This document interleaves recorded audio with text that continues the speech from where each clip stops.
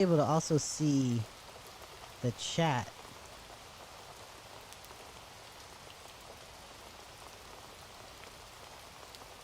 Here's hoping. It was a pain in the ass to get the chat open before.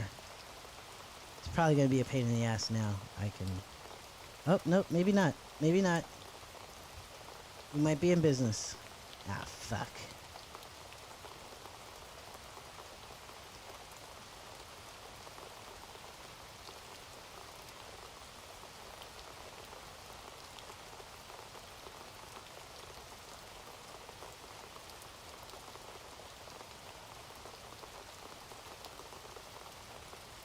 I don't know if I'm gonna be able to do it. I remember this being like such a pain in the ass at some point. Just trying to make that work.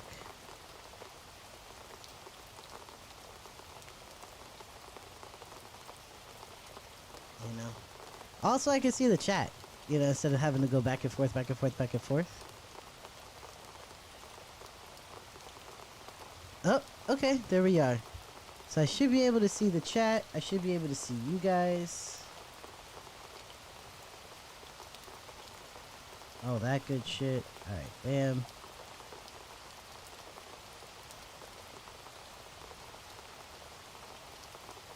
Oh, perfect, perfect. I'm just gonna swing that over there. Okie dokie, Smokies. Well, the vibe right now is book club. We're getting ready to read soon.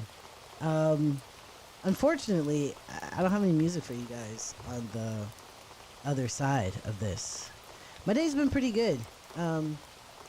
Nice, chill. I had some Trinidadian food. It was amazing.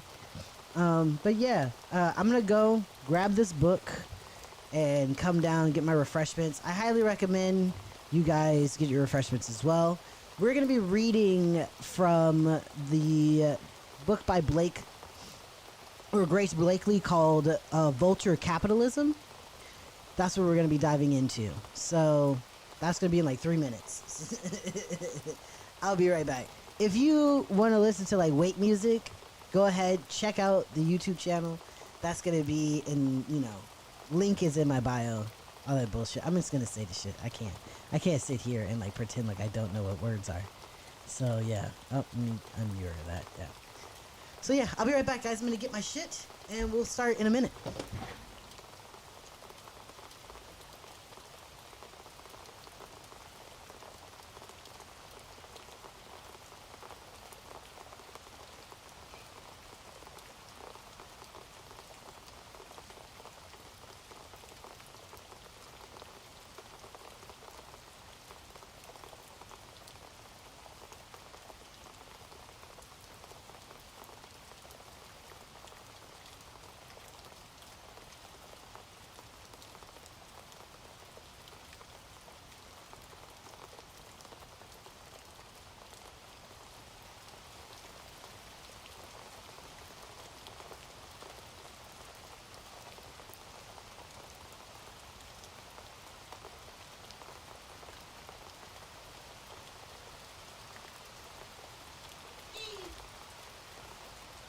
As you can see, we have the cute little puppo back there hanging out.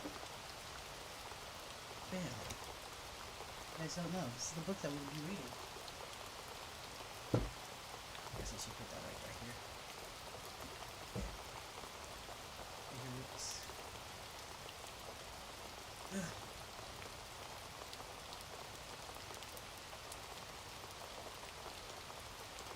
here. Okay.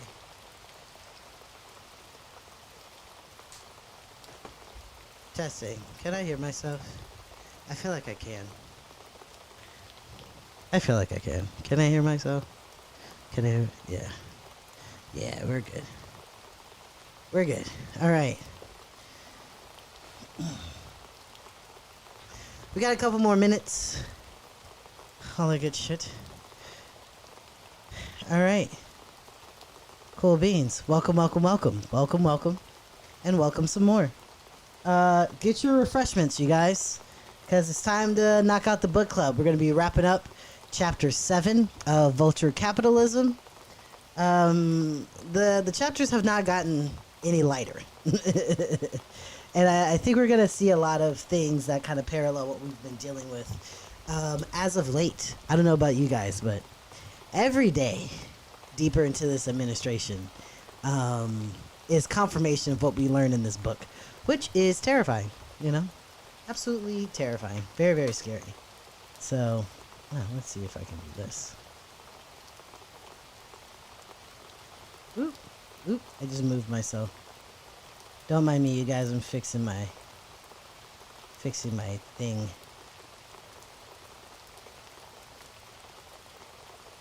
Alright, that's close enough, I guess.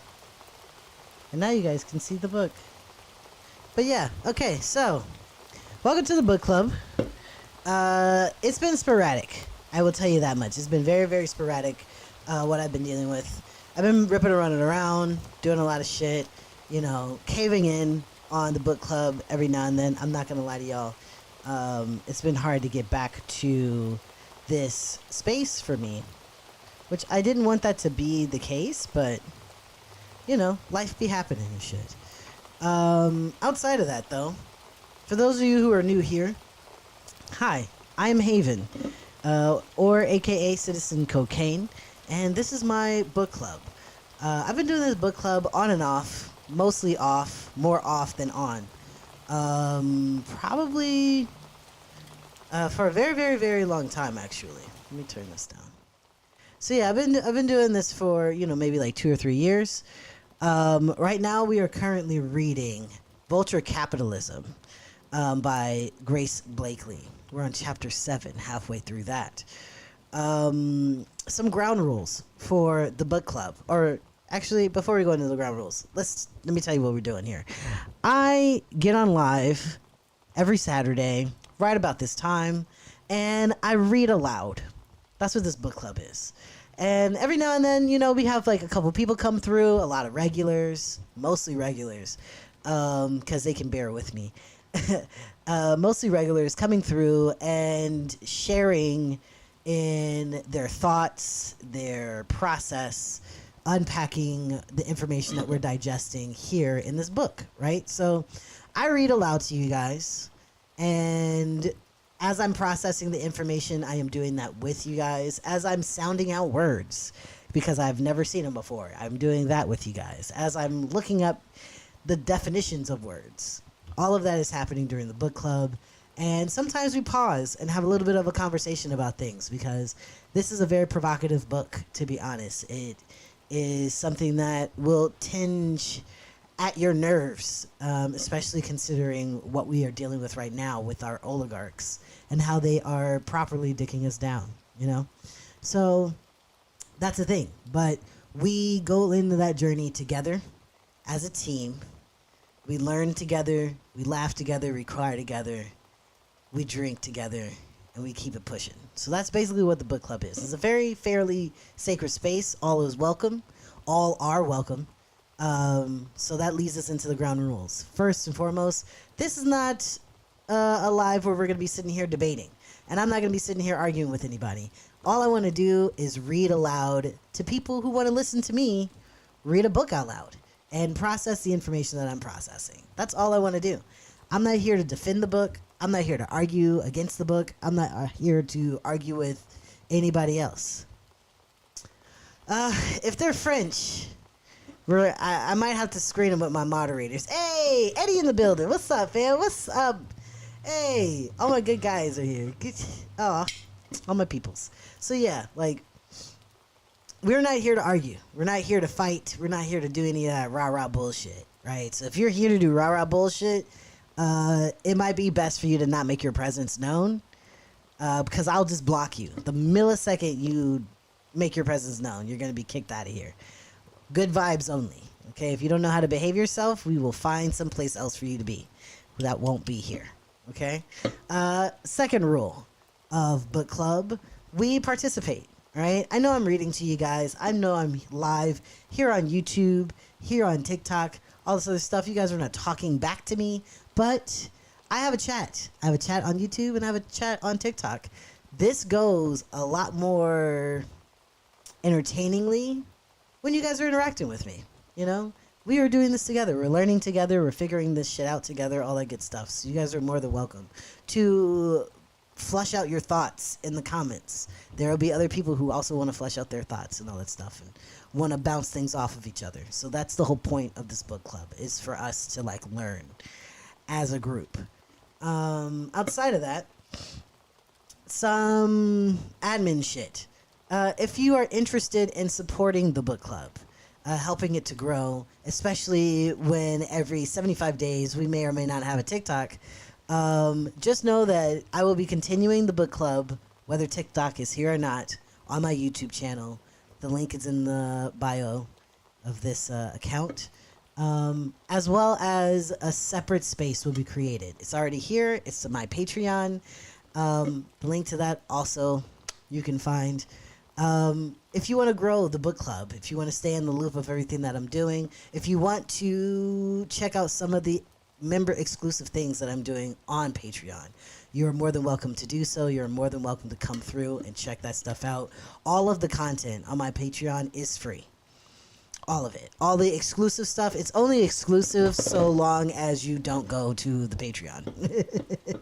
So if you check out the Patreon, there's some reaction videos on there, some updates on what's going on behind the scenes, all that good shit.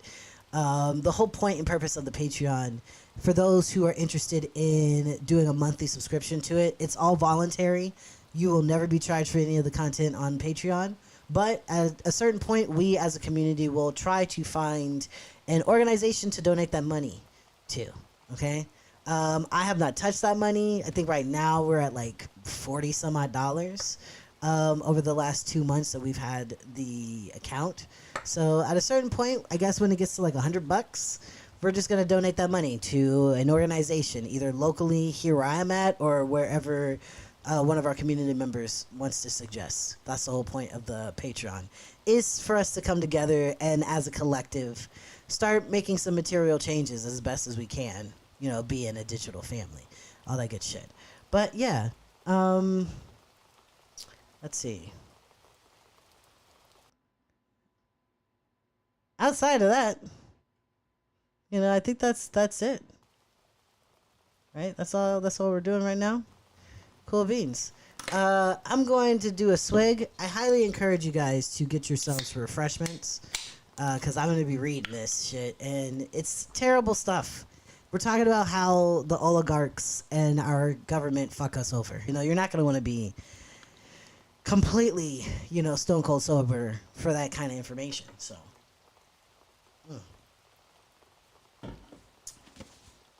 yes.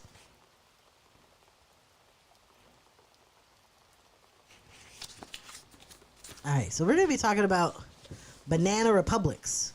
So essentially how we started this, we were building into this, exactly how the government utilizes businesses to colonize in the global south, right?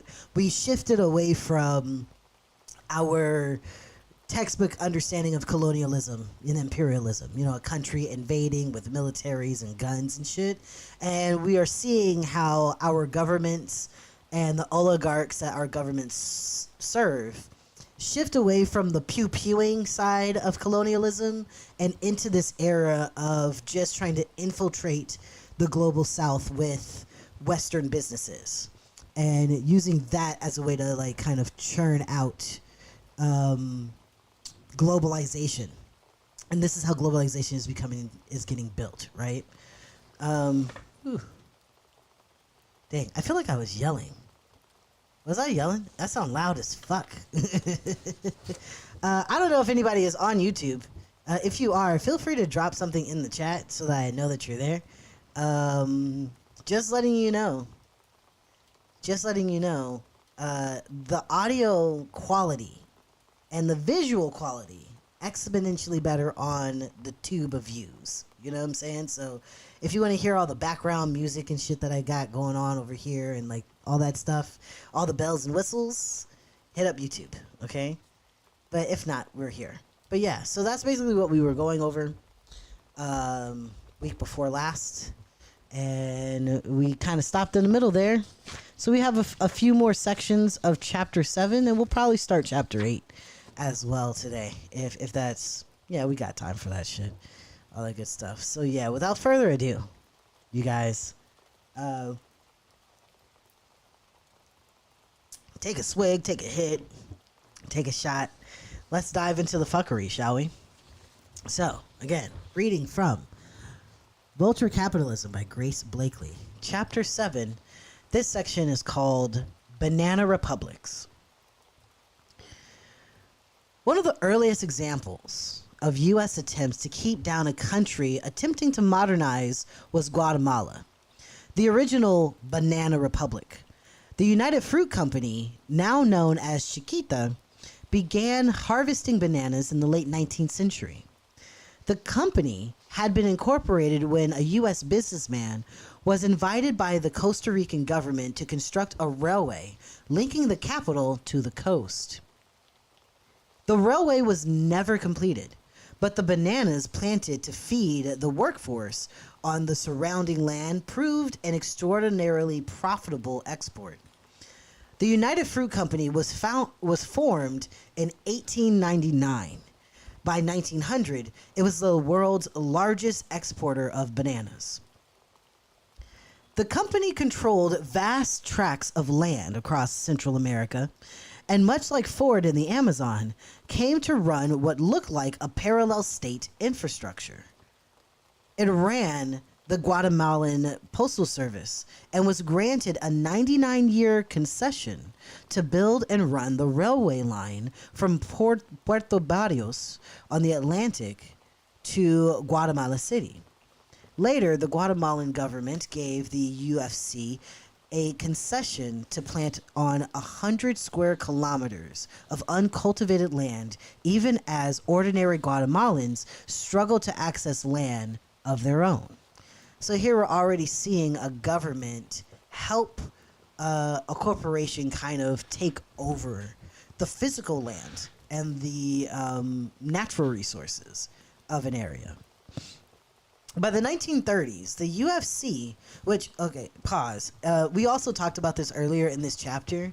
It's not necessarily as if the Guatemalan government here is like super nefarious, you know, because on the other side of this, we also have economic hitmen and jackals going into these countries. And if, you know, the government of Guatemala were to disagree with allowing the United Fruit Company to have access to this land and this resources, that person might get assassinated.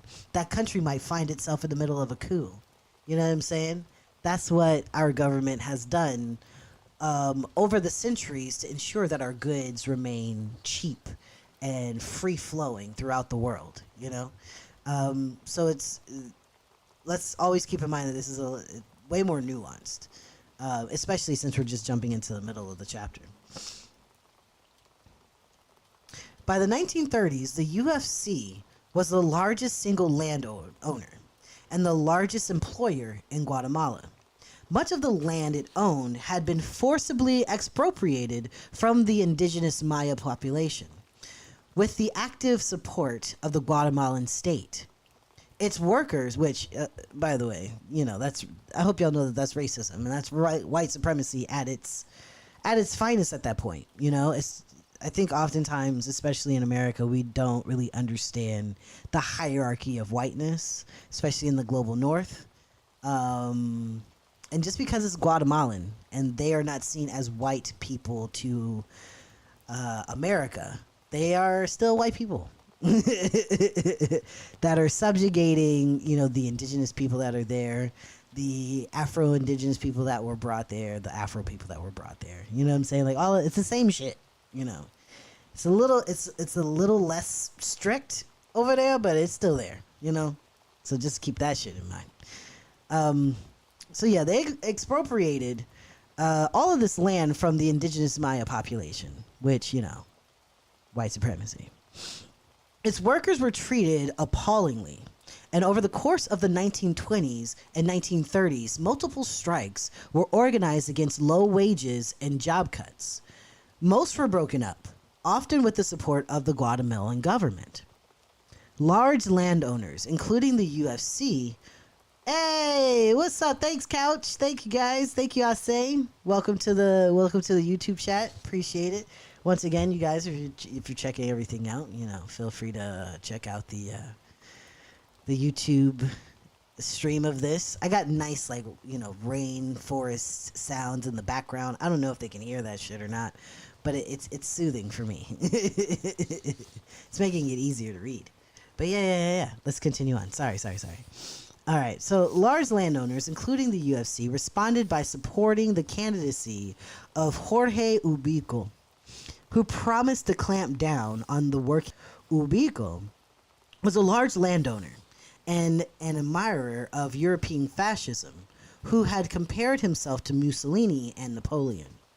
He had risen through the ranks of the Guatemalan army after studying in the U.S. and participated in several coups before finally taking power in 1931. There's that bullshit that I was talking about earlier. Okay, there's that bullshit. Ubico did not disappoint his backers and immediately set up constructing a repressive authoritarian regime that targeted communists and the indigenous population while consolidating the power of landowners. He handed over tracts of land to the UFC, granted it tax exemptions, and enabled the company's forced expulsions of local peasants and indigenous people. Land ownership, which was such a singularly important political issue that Ubico even passed a law that legalized execution by landowners protecting their property. Also conscious of the interests of industrialists, he began construction on a number of large infrastructure projects, many of which made use of the forced labor of peasants and indigenous people. The actions Ubico took to consolidate the power of the UFC made him a natural ally of the U.S., whose political leaders approved as much of his ruthless annihilation of communists and trade unionists as they did his protection of U.S. businesses. So it goes hand in hand, right? He's murdering all the people who would be in opposition to him selling off this land to a foreign business, in spite of the residents that live on this land, and in particular the indigenous and the peasantry, I guess, for lack of better words. That makes him completely aligned with the U.S. government at the time. So understand, the United States has always been supporting fascism. There's never been a moment where it didn't find a fascist regime it didn't fucking like at some point in time. Okay? And Guatemala and Ubico is no different of an example.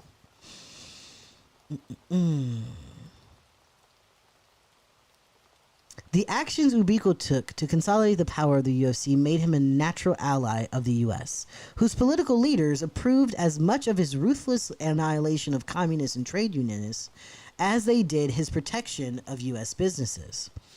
But when unrest began to mount in Guatemala during the 1940s, the U.S. was busy dealing with the fallout of war in Europe and Japan.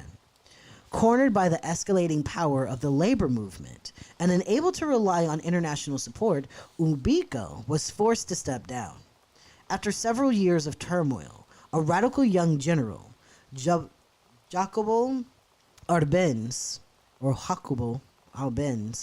became the president in 1950 and quickly set out expropriating from the country's land-owning elite. So he comes in and he's redistributing the wealth, right?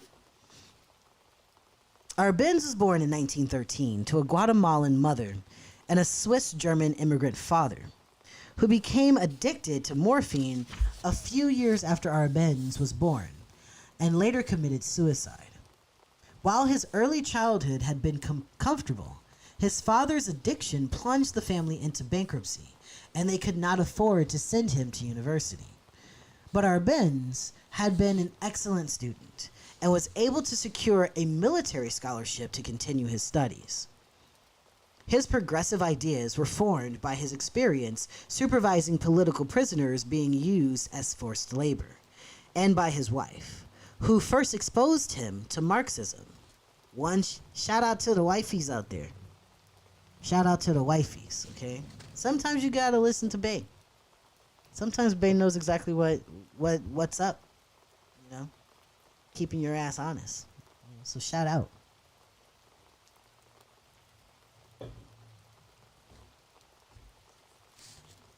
While Arbenz was not a communist, he was a progressive politician and had frequent interactions with members of the Communist Party of Guatemala. When he came to power, he made it clear that his goal was not socialist revolution, but to, quote, convert Guatemala into a modern capitalist state. Doing so required extensive land reform. Under Decree 900, huge tracts of uncultivated land were transferred from Guatemala's oligarchy to landless workers and indigenous people. The bill sounded radical, but only a relatively small number of plots were affected, and the owners were compensated with government bonds. Excuse me. I hope you guys didn't hear that burp. Oh my God. His name is Jacobo Arbenz. That's his name. That's who we're talking about here.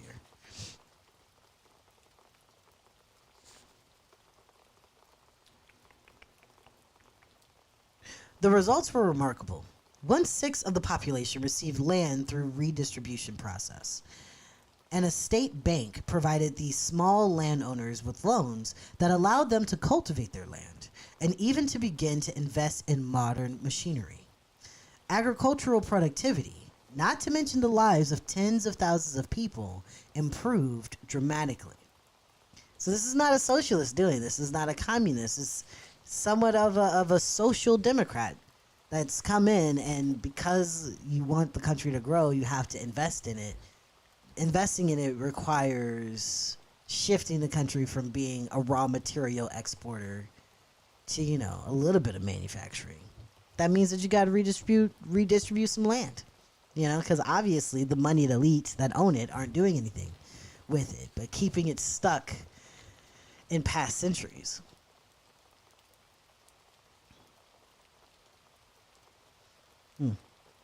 But the reforms seriously hurt the UFC. Much of the land the company owned in Guatemala was uncultivated.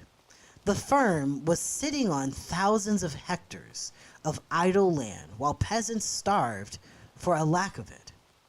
The new law expropriated much of this land so it could be put to productive use.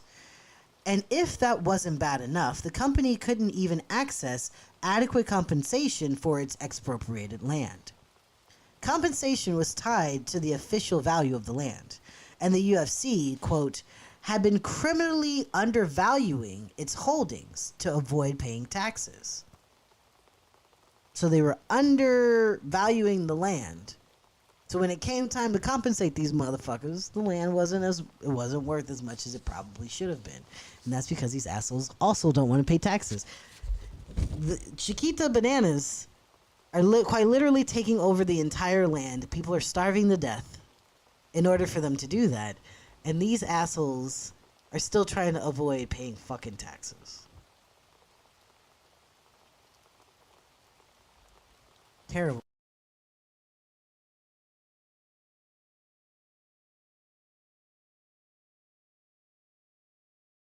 The fuck shit. The UFC responded with a coordinated campaign against the Arbenz regime in the hope of encouraging the American government to depose him. So the United Fruit Company, a private corporation, is interfering in government politics by trying to solicit the United States into opposing a democratically elected president in another country. America. The company had a number of journalists on its payroll. This is where we get the fourth estate coming in. You know that, I don't know if you guys know this, but like, they have the talk of like the first, second, third estate, that's, the executive, judicial, and legislative branches. And they say that the press is the fourth estate. So, it's only a matter of time before we start hearing about U.S. Media helping to kind of like brainwash everybody into believing into capitalism. You know what I'm saying? So like, let's see. Let's see what the journalists that are owned by the United Fruit Company have to say about all this shit happening. So they got a lot of these motherfuckers on the payroll, and they set about undermining Arbenz's reputation at home and in the U.S. But many U.S. congressmen were already on the company's side, as they were convinced that Arbenz was a communist and a threat to the U.S. interests in its backyard, quote unquote. Many claimed Arbenz had been secretly trained in Moscow, employing a, quote, McCarthyist logic to vilify Arbenz and his followers. Within a year of his election, President Eisenhower had embarked on a plan to overthrow Arbenz, codename PB Success. The tactics used would be the same ones the CIA deployed to depose progressive leaders all over the world. They planted boxes of rifles marked with communist hammers and sickles as evidence of Arbenz's Soviet ties. They drew up lists of government ministries and bureaucrats who would be assassinated in the wake of the coup to terrify the opposition into submission. And then they set about planning the coup itself, which they would unconvincingly try to portray as the spontaneous reaction to Arbenz's reforms. This is textbook. They do this over and over and over again, all throughout Latin America, over and over and over again. The U.S. found an unimpressive Army officer, Lieutenant General Carlos Castillo Armas, to front the operation, providing him, and it be your own people. It be your own fucking people. Carlos. All right? I guarantee you, at this point in time, they did not like that motherfucker. They didn't like him. He wasn't a real white. He lost that privilege after the Spanish-American War. And yet, they still found a space for him to pretend to wage a spontaneous coup against a democratically elected president. Wicked work. But yeah, that motherfucker was provided with weapons and troops trained by the CIA. By June 1954, Armas and his CIA-trained men reached the Guatemalan border. At this point, Arbenz discovered the coup attempt and released the news to the Guatemalan press. But the Americans were not deterred and started to broadcast false reports of an Armas victory on U.S.-controlled radio stations. The U.S. was using fake news as a weapon long before it hit the headlines back home. While Armez's ragtag group of mercenaries could never hope to defeat the Guatemalan army by force, the U.S.'s clear determination to depose Arbenz led to defections within his administration and severely weakened the president. A panicked Arbenz resigned on June 27th, 1954. It's a year before my mother was born. Handing power over to the head of the armed forces, convinced that the Americans would not attempt to install Armas in his place. But a few days after Arbenz's resignation, the newly chosen president was informed by a local CIA representative that he was not convenient for the requirements of American foreign policy. The American ambassador later showed up at the president's house with a list of Guatemalans the U.S. suspected of communist sympathies, informing him that these people would need to be shot immediately. So you see what Donald Trump is doing out there, right? He's, picking up people and disappearing people, sending people to El Salvador very, very publicly. And that's done on purpose. Like, the theatrics is also the point. But those tactics, the tactics of disappearing people, the tactics of using surveillance to find people, that is as American as apple pie. That's as American as apple pie. It's in the marrow of how our country is ran. So, and this is an example of that.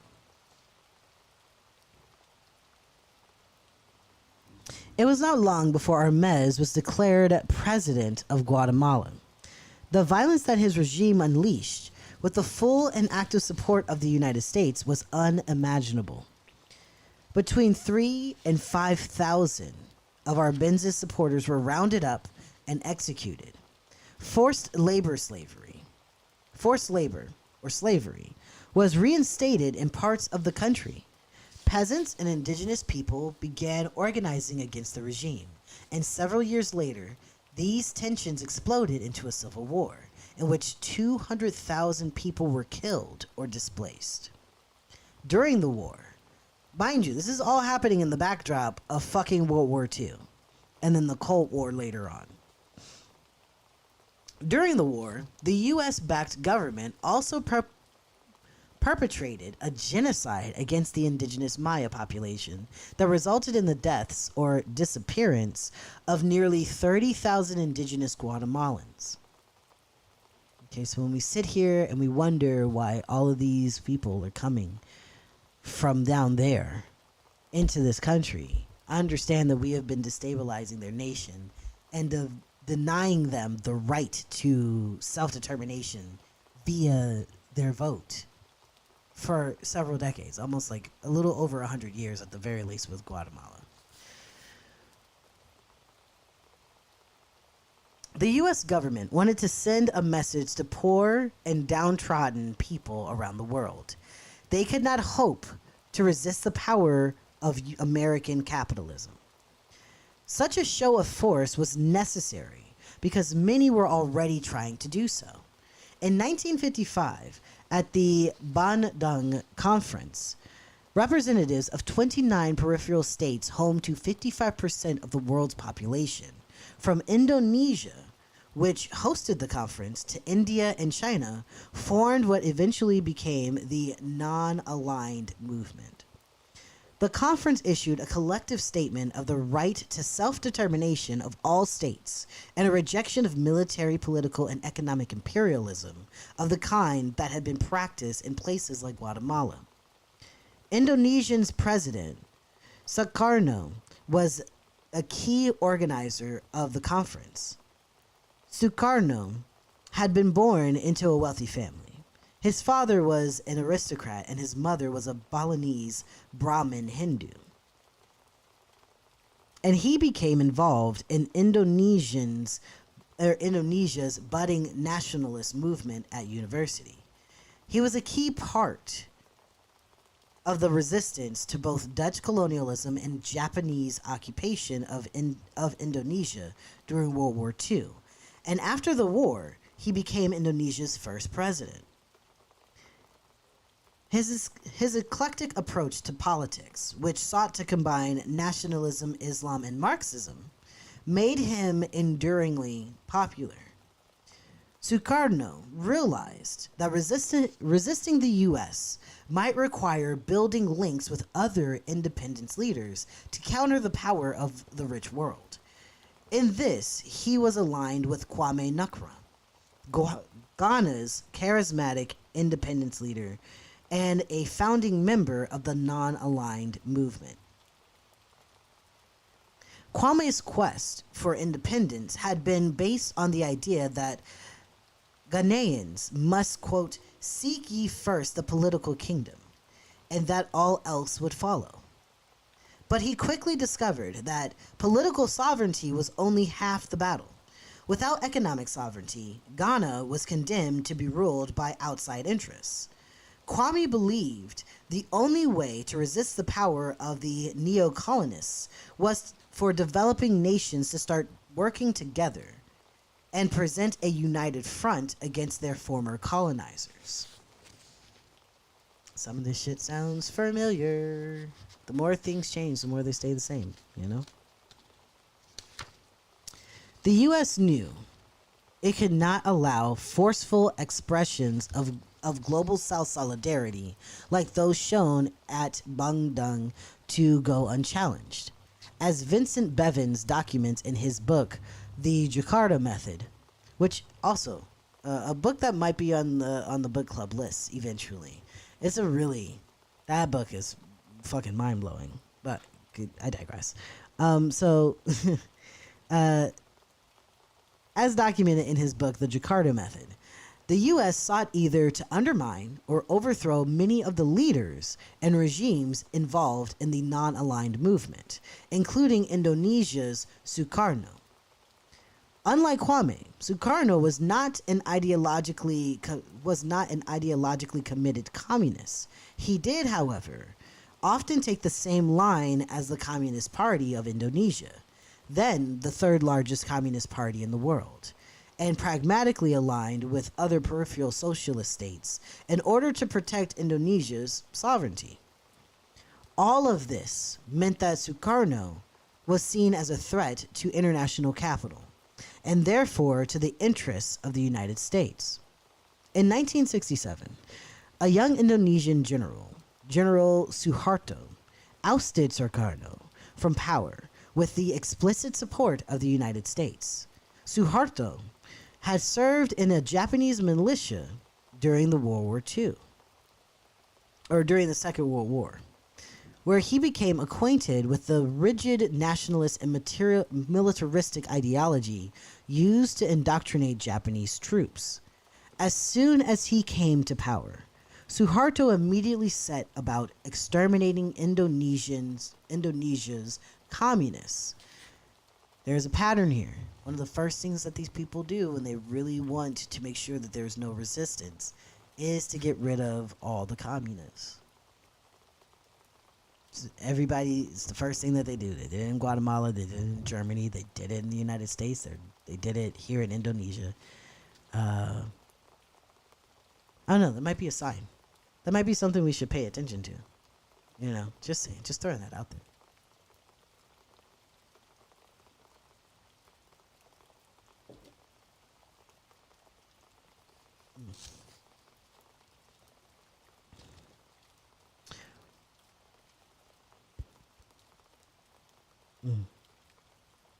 The fact that the murders took place on the basis of ideology rather than race has led to disagreement about whether the conflict can be called a genocide.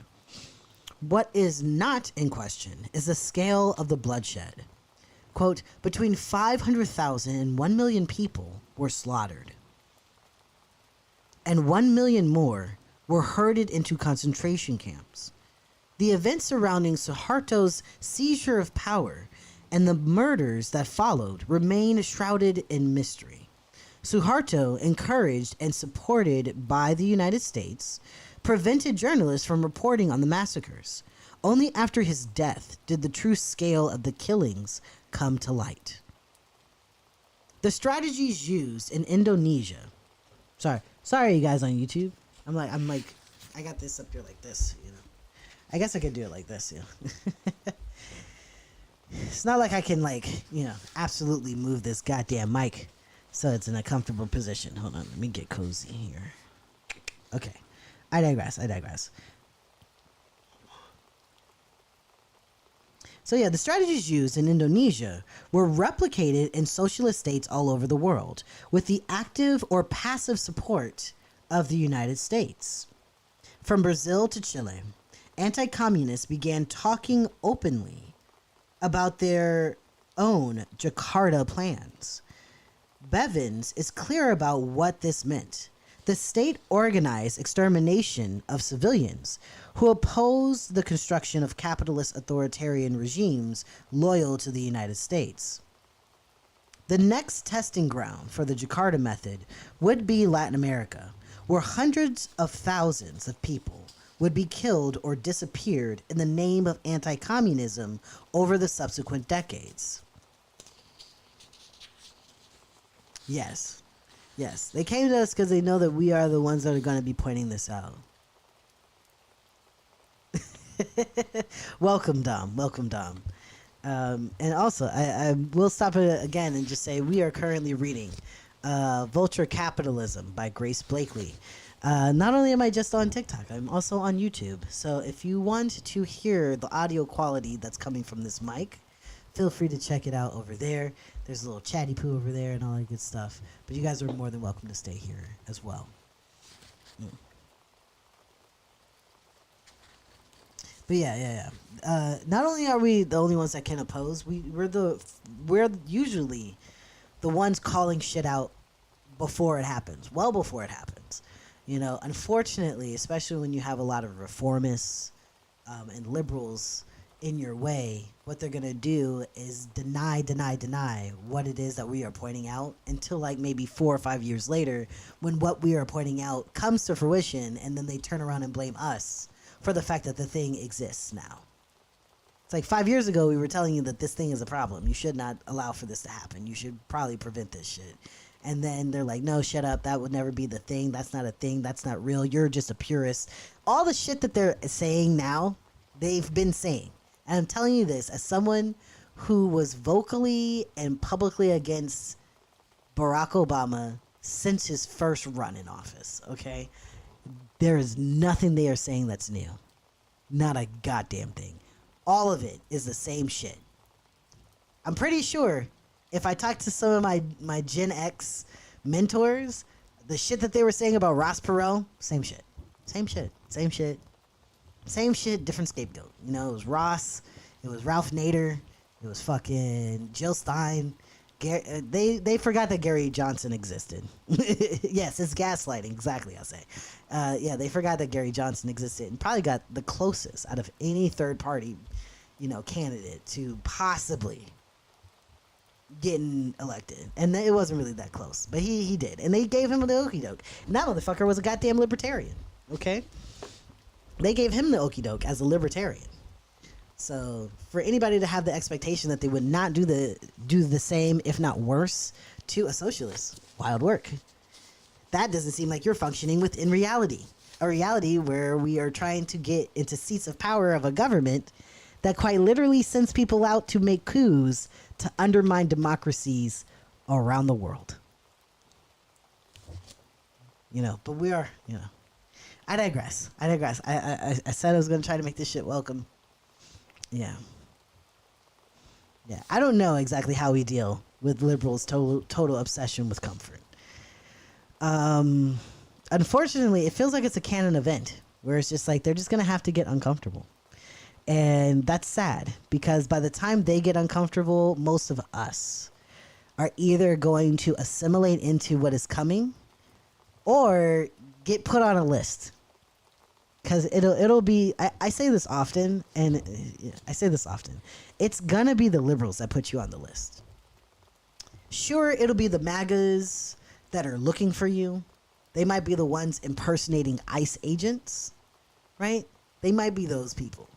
But the people that tell them where you are gonna be liberals. Hands down.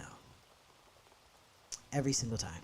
It's gonna be them. They're gonna be the first ones to be like, yes, they were over there doing that, plotting this, and I saw them do it, and they were there, and they did it at 7:45. I know because I saw it on my Ring camera. That's what the liberals are going to be to us, which is why I keep telling you guys to stop engaging with them, because they're going to put you on a list. You know, like if there were ever a time to just stop engaging with, you know, liberals, now would be it. Yeah. Now would be it. Now would be the time to stop engaging with those motherfuckers. Just saying. Just throwing that out there. But I digress. Okay? My bad. All are welcome. All are welcome. But, you know, fuck liberals. Let me stop before I get, you know, in trouble. Yeah. Goddamn. But yeah, so they were spreading this, you know, dismantling of democracy all throughout Latin America. So they started in Jakarta. And then they brought it over to Latin America. And we have been dealing with the ramifications of that international policy ever since. We're still dealing with it right now. Terrible. There's a fascist El Salvadorian president right now that we are using for human trafficking. America. Okay, I'm going to try to digress again.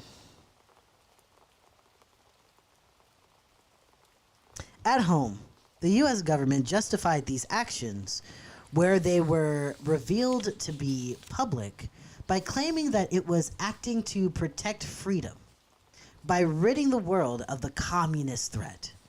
The actions taken to promote this freedom often involved literally exterminating communists and socialists who dared resist the power of the world's foremost empire. One historian found that the number of victims of U.S.-backed violence in Latin America vastly exceeded the number of people killed in the Soviet Union. Hold on. Oop. What? Give me the image instead. There we go. Thank you. Bam. So yeah, the killings from U.S.-backed violence vastly exceeded the number of people killed in the Soviet Union and the Eastern Bloc over the same period. So over the same time, you know that time that everybody's like, the Russians are so terrible, blah, blah, blah, blah, blah. And don't get me wrong, I am not caping for the Russians. They are terrible. They have their own oligarchs, as we learned with the Paradise and Panama Papers. But at the same time that the United States is pointing and like misdirecting us to look at them, they are doing the exact same thing in more drastic numbers, right? And I think that that's an important lesson for us to learn as people living on the planet, is that the pump fake is real, right? And oftentimes when you're looking at a state, a government that is saying that that government over there is the problem, chances are they're doing the exact same fucking shit. It just looks different, sounds different, but it's the same thing. All right. And that's why we need to be weary of states, all states, not just Western states, all of them. China, North Korea, Russia, America, all of them. We need to be skeptical at best of these motherfuckers. Okay? Skeptical. Don't believe a word these motherfuckers are saying, ever. All right? Look at the people first. That's what's going to tell you. Look at the prisoners, look at the children, look at the women, look at the queers, look at the sex workers. Those are the 5 sections that you can see what time it actually is in a country. If women don't have free autonomy of their bodies, they're under some type of religious repression, be it Christian or fucking Jewish or fucking Islamic, that's a problem. If children are not protected, they can't get access to education. They don't really have any like support system or anything like that. That's a problem. If prisoners are being tortured in any form or fashion, treated inhumanely, that's a red flag. If queer people cannot exist openly and happily, red flag. If sex workers are persecuted, murdered, disappeared, so on and so forth, no matter how liberal or progressive the country might be, if those 5 sections, those group of people are suffering, chances are it's a terrible. And like we can add the disabled there too. Sometimes countries like try to pretend like they give a fuck about the disabled when they really the fuck don't. But yeah, like, the meek among us is who we need to be paying attention to see the true like breadth and depth of a country, I think. And most of the time they fail. Most of the time they fail. Right? They might be good on like 2-3 of them shits, but any other fucking time, like, especially with the queer shit, they are more likely to fail with the queer shit. Guaranteed. They're more likely to fail. Oh, I just got restricted again. Feel free to share this, you guys. I got restricted because I'm talking real shit. Every time I like steer away from the book, I get a restriction. Anyways, chances are they're going to fail. They're either going to fail children, they're going to fail sex workers, they're going to fail women, they're going to fail queer people, they're going to fail prisoners, they're going to fail the disabled. Like, before you go into the ethnicity shit and the tribalism, those are the 6 categories guaranteed they are fucking up somewhere. If you don't see somebody who's disabled living publicly, that's a red flag. That is a red flag. Okay, if you go to a country and you're like, oh my god, nobody's disabled here, that's a red flag. There are disabled people everywhere. They're everywhere. Every country has them. Every country has them. Okay, so if you don't see any, that's a red flag. Okay, Every country has disabled people, and every single person has the possibility of becoming disabled. Just saying. Just throwing that out there. All right. I'm going to get off my soapbox right quick. I'm going to get off the soapbox. I already got a restriction talking to you guys.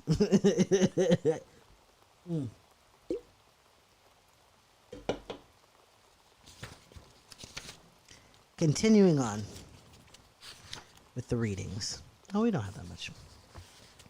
I'm trying not to continuously get distracted. I'm sorry. So, yeah. Why did the world's foremost imperial power find it necessary to unleash such extreme violence on some of the poorest people on the planet? To protect the structure of the capitalist world system. Had states in the global south been allowed to band together, resist the power of the rich, world, and forge their own development paths, these countries would have been far harder to exploit. The rich world needed the poor countries to remain scattered and underdeveloped. Global capitalism could not function were they to unite. And the United States has always been willing to invest in ensuring this threat never comes to fruition. In 1922, the Defense Department budget was $877 billion, or nearly 4% of U.S. GDP. In contrast, China, the next largest spender, spent around $292 billion on defense in 2022, or around 1.6% of GDP. And the U.S. has been spending around that amount for many years now. The fusion of public and private interests that motivates American military spending and foreign policy is often referred to as the military-industrial complex. Sprawling arms companies and private armies benefit from U.S. imperialism and work closely within the state apparatus to start and lengthen conflicts that will allow them to win lucrative government contracts.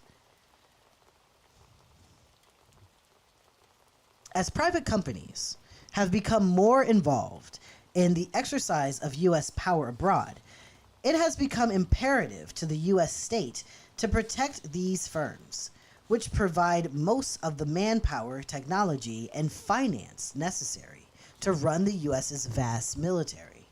In this way, public and private corporations work together to plan U.S. interventions, generally justifying violations of sovereignty by appealing to the need to protect democracy and freedom. Perhaps the clearest example of the planning of power of the U.S. military-industrial complex comes from Iraq. Yes, Karen activities. One of the first things the U.S. government did with occupied Iraq was sell off state assets en masse. In doing so, the planners of the invasion sought to share its spoils with U.S. businesses and to introduce the disciplining hand of American capital into Iraqi society. The next step was to introduce legislation that the economists described as a, quote, wish list that foreign investors dream of, including capping the tax rate at... Oh, shit. Sorry, guys. A fucking RV company is calling me. God damn it, capitalism. Leave me alone. Can I read to my friends for free in peace? Jesus. Okay. So, yeah, they gave them a dream list, including capping the tax rate at 15% and allowing investors to take unlimited sums of money out of the country. Yikes.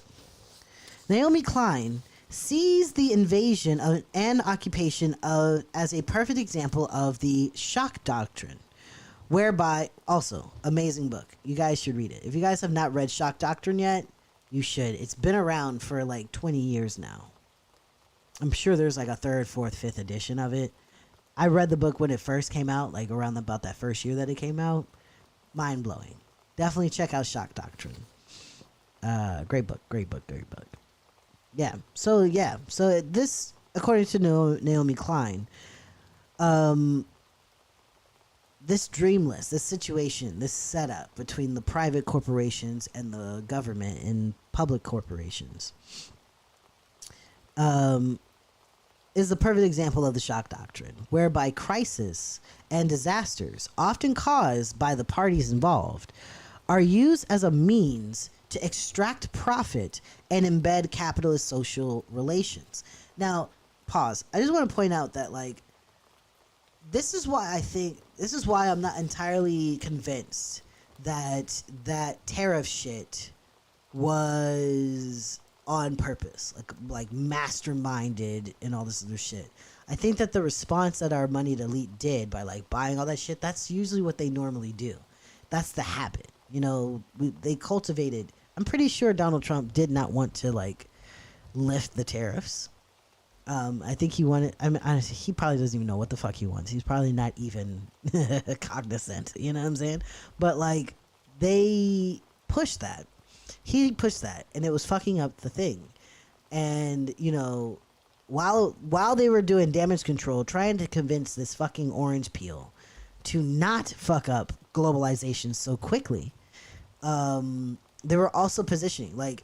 They weren't positioning to buy all of that shit. And you can see it when you're watching how our politicians were selling their stocks. You know, like Marjorie Taylor Greene and Nancy Pelosi and all of them. When they were doing their insider trading right before the pause of the tariffs, you know, you can see that there wasn't really a spike up until they knew for a fact that Donald Trump had agreed to do the pause. So I think that he fucked something up. Like he hit a hornet's nest. And while everybody's trying to get this motherfucker to put the stick down and stop hitting the hornet's nest, everyone else is also preparing to like profit off of the hornet's nest. And I think that's what happened. I think that because of this continuous cycle of shock and disaster and chaos that they cause so that they can in turn profit, it's become like muscle memory. And they can just do that without any like conspiracy. I think they can do that without even like going above and beyond trying to, you know, do some like background dealing and shit. It's just how they make the cycle happen, you know? But yes, I digress, sorry. Klein makes clear that the occupation of Iraq was planned. Iraq was chosen as a testbed for a process of imperial state building designed to uproot an allegedly dysfunctional society and build a capitalist utopia in its place. Let's look at Iraq right now. Do you guys see a capitalist utopia there? I feel like that mission failed. But I remember them later on. Before we went into Iraq, they were saying weapons of mass destruction. But after it came out that these motherfuckers were lying and we did not leave Iraq, that's when they started telling the truth. Because we were in the quagmire by then. We were already in the Chinese finger cuffs, so like, why even lie? So slowly but surely, the Bush administration was letting us know, like, yeah, we're in here. We're in here. We're just gonna be buying shit. You know what I'm saying? We gotta win hearts and minds. Remember that shit? You remember the Hearts and Minds initiative and all that other stuff? All that shit was happening then. So yeah. Ugh, disgusting. U.S. corporations were brought in to run the Iraqi state, including Halliburton, a company that was once ran by our Vice President Dick Cheney, who he only stopped running when he decided that he was going to be vice president. I don't think you guys should ever forget that. We have a vice president who went from being a CEO of a, a war profiteer company, joined an administration, started a war, invaded like 4 or 5 places, brought in the company that he was once CEO of, but is now like vice president over. Like the fuckery that we cannot allow liberals, because the Democrats did that. We cannot allow the Democrats, and I won't put it all on liberals. It's also the conservatives within the Democratic Party. We cannot allow those motherfuckers to whitewash that man's legacy, the bloodstained legacy that he has. And we cannot allow him to use his daughter to do it either. Because Liz Cheney is also very much a bloodthirsty war hawk. And we should not allow the Democrats ever to whitewash the history of that family. Ever. Ever. Like, it should be atrocious and a red flag to ever see a Democrat standing next to a Cheney. Every single time. What the fuck? I guarantee, man, don't get me started. Let me chill. Let me chill. All right. I digress again. So yeah, the United States brought in corporations into Iraq, including Halliburton, which had 50,000 workers in the region, and KPMG, which was paid $240 million to build a market-driven system for the government. Iraq's Green Zone was effectively run as a private city-state by Halliburton, which was charged with managing everything from building roads to cleaning the streets to organizing disco nights. Halliburton, this is a company town. We invaded Iraq and created a company town. Billions were siphoned out of the pockets of Iraqis and Americans to pay for this playground for corporate America.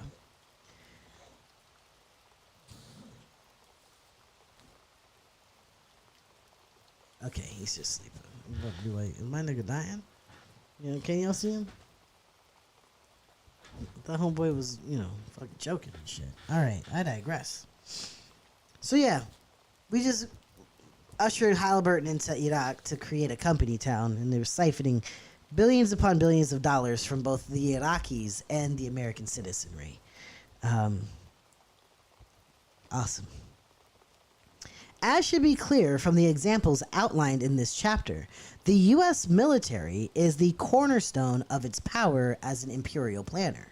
U.S. imperialism is fundamentally about protecting the unequal structure of the capitalist world system and preventing the emergence of potential rivals to this system. Private actors also benefit handsomely from America's role as the guardian of global capitalism. And this fusion of public and private interests is what makes the U.S. military-industrial complex so endearing. But the exercise of imperial power is about more than brute force. As we have seen, the structure of the world economy privileges the interests of capital, concentrated in the core over workers, concentrated in the periphery. This system does not reproduce itself on its own. It must be protected and upheld by both the force of the U.S. state and the legal and political institutions it promulgates. Yes, China and Africa as well. You're not wrong. Where poor countries have not been subjugated to the power of capital by force, as in Guatemala, Indonesia, and Iraq, they have been given little choice other than to submit voluntarily. Whew, all right. We got one more section in this chapter. How about we do a 10-minute break? Yeah. We'll get back here at 4:15 and wrap up chapter 7. If you guys are interested in our chill music, I used to play music out loud for the Tiki-Takis, right? But, I'm trying to siphon everybody to YouTube, to be honest. Like, I would much rather y'all be on YouTube. One, because, all of my actual, bells and whistles and shit, the better camera, the, high-quality audio, all that good shit. I guess I was a little too loud. I'm sorry. I'm sorry, you guys on YouTube. But, yeah, if you want that high-quality audio, and if you want to hear all the, the music that I'm playing in the background on this, book club live, I highly recommend you guys switch over to YouTube. That's where all that cool shit is. Here on TikTok, you're just talking to me. But yeah. All right, yeah. Let's go ahead. We're going to take a 15-minute break. What kind of music are y'all interested in right now? You know what I'm saying? I'm about to do some lo-fi girl. Yeah, I feel like that's the move. That's the wave. We'll make sure that the goddamn commercials are off, though. I fucking hate those shits. But yeah. Get your refreshments. For those of you who are just popping in, we are reading Vulture Capitalism by Grace Blakeley. We just finished the section Banana Republics, and we're about to dive into the section The People versus Chevron after our wee little break. So, let me make sure I mark that so y'all can see it. I'm going to go and grab me a snacky poo.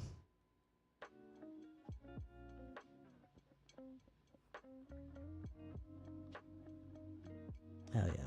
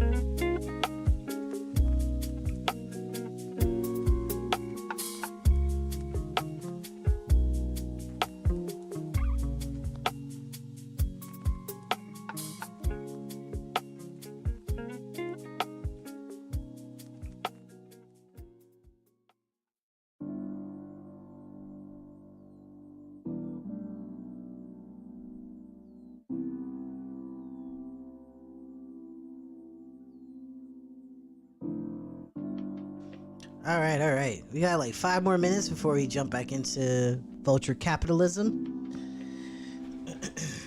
Hope you guys got your refreshments. Read up. Oh, shit. I forgot my snack. Hold on.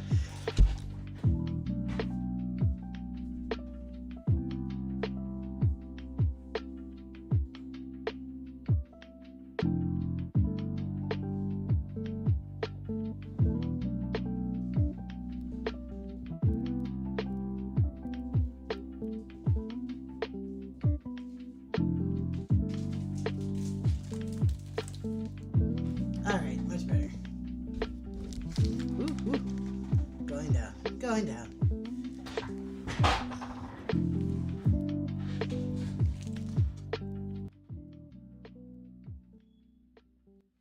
So yeah.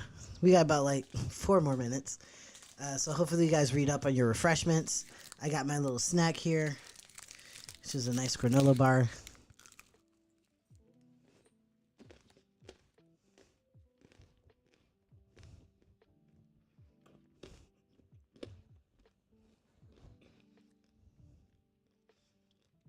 I don't know if that's like good ASMR. Probably not. I know I hate hearing motherfuckers chew in the microphone. That should be pissing me off. I be wanting to fight motherfuckers, yo.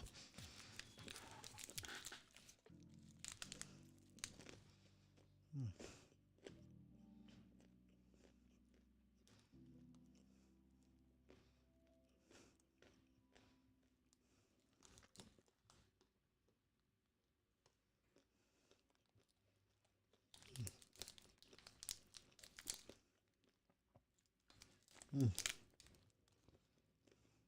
Oh my god. I didn't realize I was this hungry. That's okay, because I got Trini food. I got some Trini curry. Made me some jasmine rice tonight. That's gonna be dinner. What up? Buenos dias. ¿Cómo estás?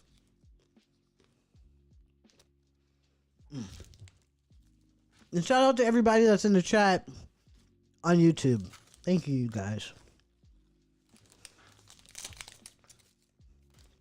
It's been a bumpy road, but I'm slowly but surely figuring this shit out. You know, I managed to start this shit on time, if not early.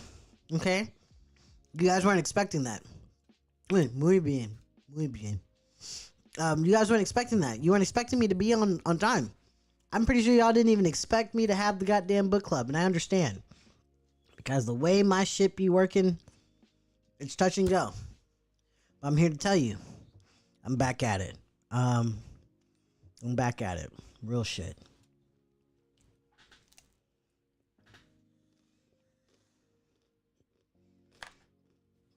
And best believe, for those of you who are on the Patreon, and you're members of the Patreon and all that good shit, just know that the reaction video that I have to episode 1 and 2 of Castlevania is up and running.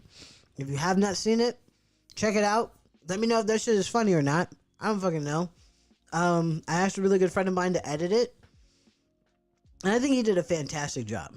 I think he did a wonderful job. So, you know, for me, you don't have to pay for it. It's all free. All of the Patreon is free. Just swing over there and check it out. Let me know how my boy did, you know?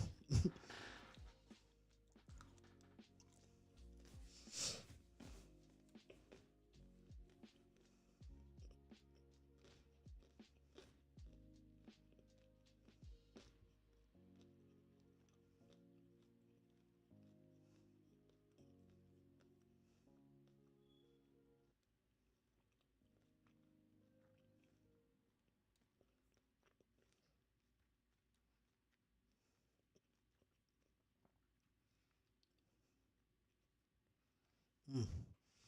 All right. Got about one more minute.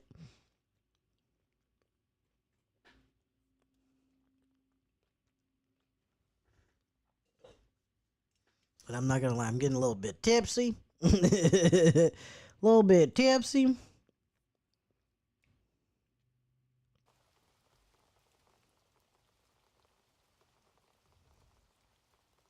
You guys in the YouTube chat, feel free to let me know if you're enjoying the rain sounds in the background. I find it quite soothing. You know, like really, you guys cannot hear this on TikTok. You can't hear it at all, but on YouTube you can hear it. Hopefully you can.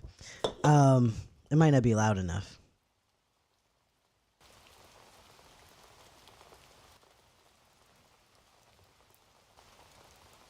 But yeah, like I like hearing the rainforest in the background while I'm reading. It's as if you guys are like in my house and it's all cozy and shit and it's raining outside and we're just all like huddled together learning about how rich people are fucking us. It's great. I feel less alone doing it this way.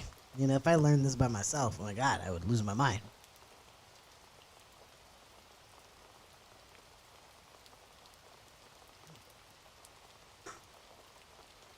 Okie dokie.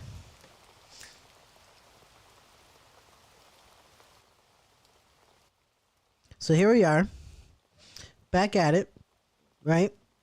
And where we left off was talking about how the U.S. government uses the U.S. military and the military-industrial complex in conjunction with private companies to invade entire countries, invade them and siphon them out of their resources, siphon them out of their treasures, whatever we can take from them.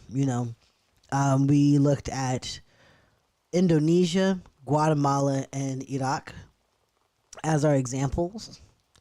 Common themes in all of them, if I do say so myself, It just seems like an escalation as we continue further and further into the timeline. So now we get to see how, like, this Iraq, Indonesia, and Guatemala were examples of how the United States military forces people into submission. Now, with this next section, we're going to be learning, how the U.S. government makes the overall environment so unsavory that people have no choice. Like, if they don't have it in them to fight, to resist, then it's like, you might as well, right? So that's what we're going to be diving into.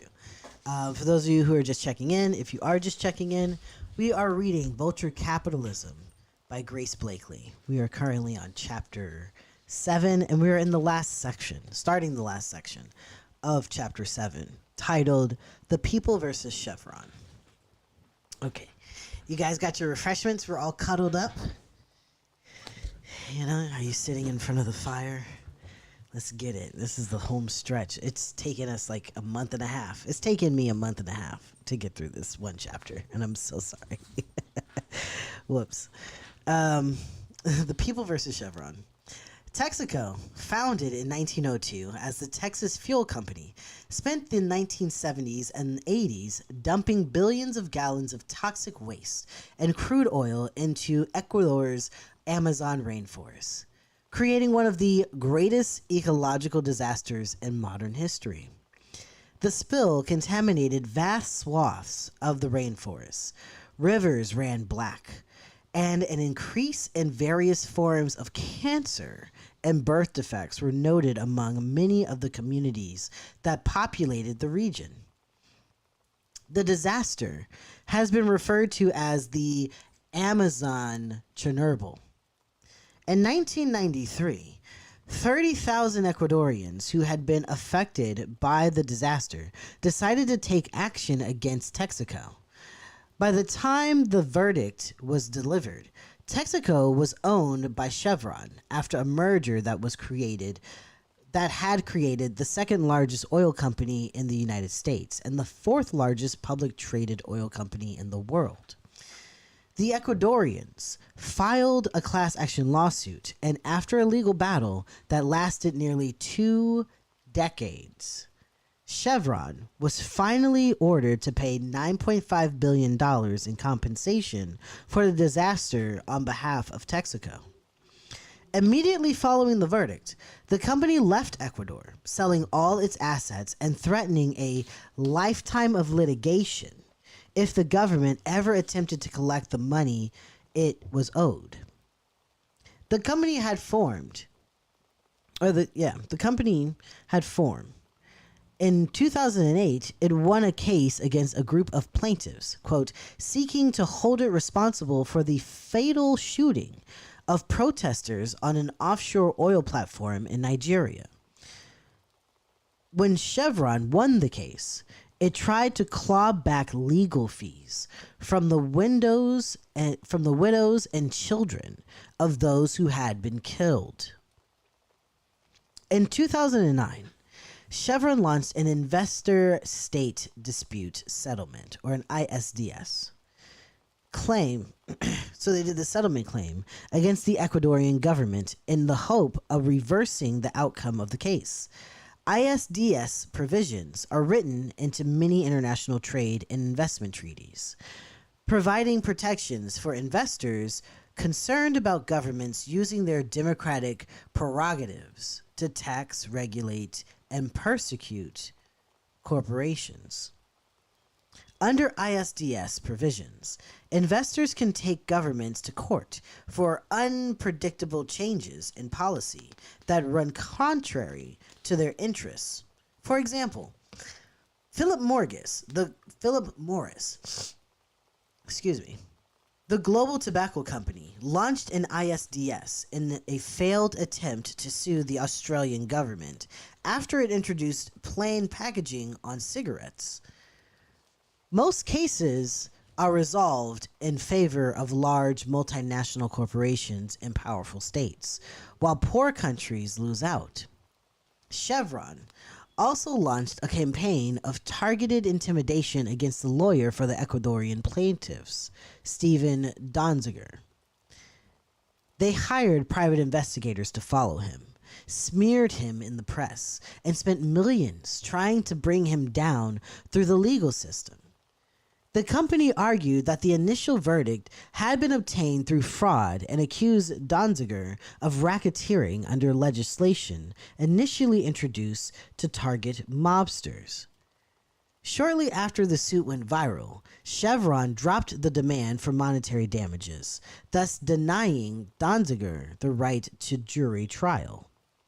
Instead, Chevron accused Donziger of fraud, relying on the findings of a single judge who frequently ruled in favor of large corporations and has been accused of, quote, implacable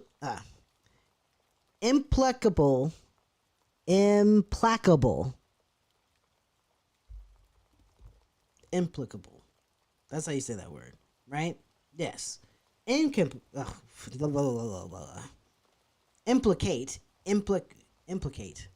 Implacable. Sorry. I had to work that out, you guys.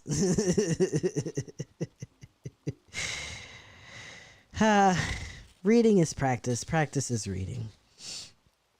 Okay, so yeah, the implacable hostility towards Donziger. In a highly unusual move, the judge, Lewis Kaplan, allowed Chevron to bring anonymous witnesses, violating, quote, basic legal principles. He even barred the defense from mentioning pollution in Ecuador on the grounds that it was not relevant to the case. Ultimately, Kaplan accepted a disgraced Ecuadorian judge who had received more than $2 million in cash and gifts from Chevron as a witness. It was this judge, Antonio Guerra, who confirmed Chevron's accusations of fraud and bribery. But Guerra later admitted that he had lied and recanted his story. In response, Kaplan said he would have to come to the same verdict without the judge's evidence. Later investigations revealed that, quote, there was no evidence to corroborate allegations of a bribe or a ghost-written judgment, and that large parts of his sworn testimony were exaggerated, and in other cases simply not true. The entire case was full of irregularities and breaches of normal legal proceedings. As one Harvard Law School professor put it, Donziger has effectively been convicted of bribery by the finding of a single judge in a case in which bribery wasn't even the charge. I really implore us to really pay attention to that. Just because cases like this aren't well known. I know what happens to Donziger, and everything that Chevron has put him through. I think it's important for us to recognize that just because this is not a super famous case doesn't mean that its verdicts don't set precedent that's going to be cited by government lawyers later. You know what I'm saying? They actually prefer us to not know about these types of rulings, so that when they do just come out of nowhere, when a Trump can just come out of nowhere and act executive orders, and people are like, how the fuck was he able to do that so fast? A lot of the times it's because the groundwork for it has been laid down, and it's just been waiting for somebody to walk down that path. A lot of what Trump has been able to do is simply walk down the path that was built for him to walk down. and it was built by our politicians, both Republican and Democrats alike. And that should be something that we see in here as an example. You know, they lay this shit down brick by brick. This shit does not just pop up out of nowhere. They have spent decades trying to figure out ways to make these certain cases expand, you know? Anyways, I digress. So yeah, ain't no evidence of any of this bullshit that these motherfuckers was talking. In another strange set of legal proceedings, Kaplan ordered Donziger to hand over his phone and laptop, which Donziger argued would violate attorney-client privilege. As a result, Kaplan charged Donziger with contempt of court and placed him in forced confinement, which left him trapped in his house indefinitely. The U.S. attorney had refused to follow through on Kaplan's contempt of court proceedings, so he appointed a private firm to bring the case instead, a firm that had previously represented Chevron. So this is like as clear of a case of just targeted harassment. You know what I'm saying? Targeted harassment, yeah. The trial destroyed Donziger's life. He spent 2.5 years under house arrest. His bank accounts were frozen, and he was prohibited from earning money. His passport was seized, and he faces huge legal fines. When Donziger lost the case, he also lost his law license and was sentenced to 6 months in prison. A powerful warning to anyone who dared to stand up to the might of the fossil fuel companies and their protectors within the state. The ISDS case, launched by Chevron in 2009, was ultimately resolved in the company's favor in 2018. The tribunal ordered the Ecuadorian government to prevent the courts from enforcing their earlier judgment. Chevron has also pushed for the Ecuadorian government to be forced to pay $800 million of the company's legal costs. The campaigning organization War on Want called the case unprecedented in, quote, directly overturning a democratically accountable national court judgment. ISDSs are part of a growing body of international law that, with the active support of powerful states, has helped to routinize corporate crime on a mass scale. The international system contains a, quote, massive, powerful, and still largely hidden body of international rules that companies are using to chill government action, coerce policy outcomes, oppose enforcement of legitimate policy measure, and ultimately sue governments if their demands aren't satisfied. That's what we're up against globally.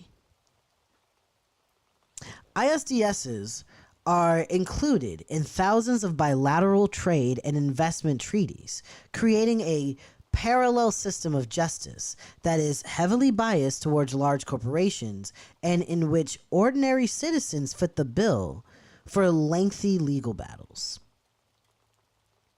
Even the capitalist journal, The Economist, balked at the introduction of ISDS provisions, writing, quote, if you wanted to convince the public that international trade agreements are a way to let multinational companies get rich at the expense of ordinary people, this is what you would do. Give foreign firms a special right to apply to a secretive tribunal of highly paid corporate lawyers for compensation whenever a government passes a law to, say, discourage smoking, protect the environment, or prevent a nuclear catastrophe. Yet this is precisely what thousands of trade and investment treaties over the past half-century have done. This is fucking terrifying. Chilling. Over the last several decades, ISDS provisions have been used successfully to defeat the democratic process in a number of cases. Ethalcorp sued the Canadian government when it attempted to introduce a law banning toxic chemical, long chemical name I can't pronounce, but it starts with meth.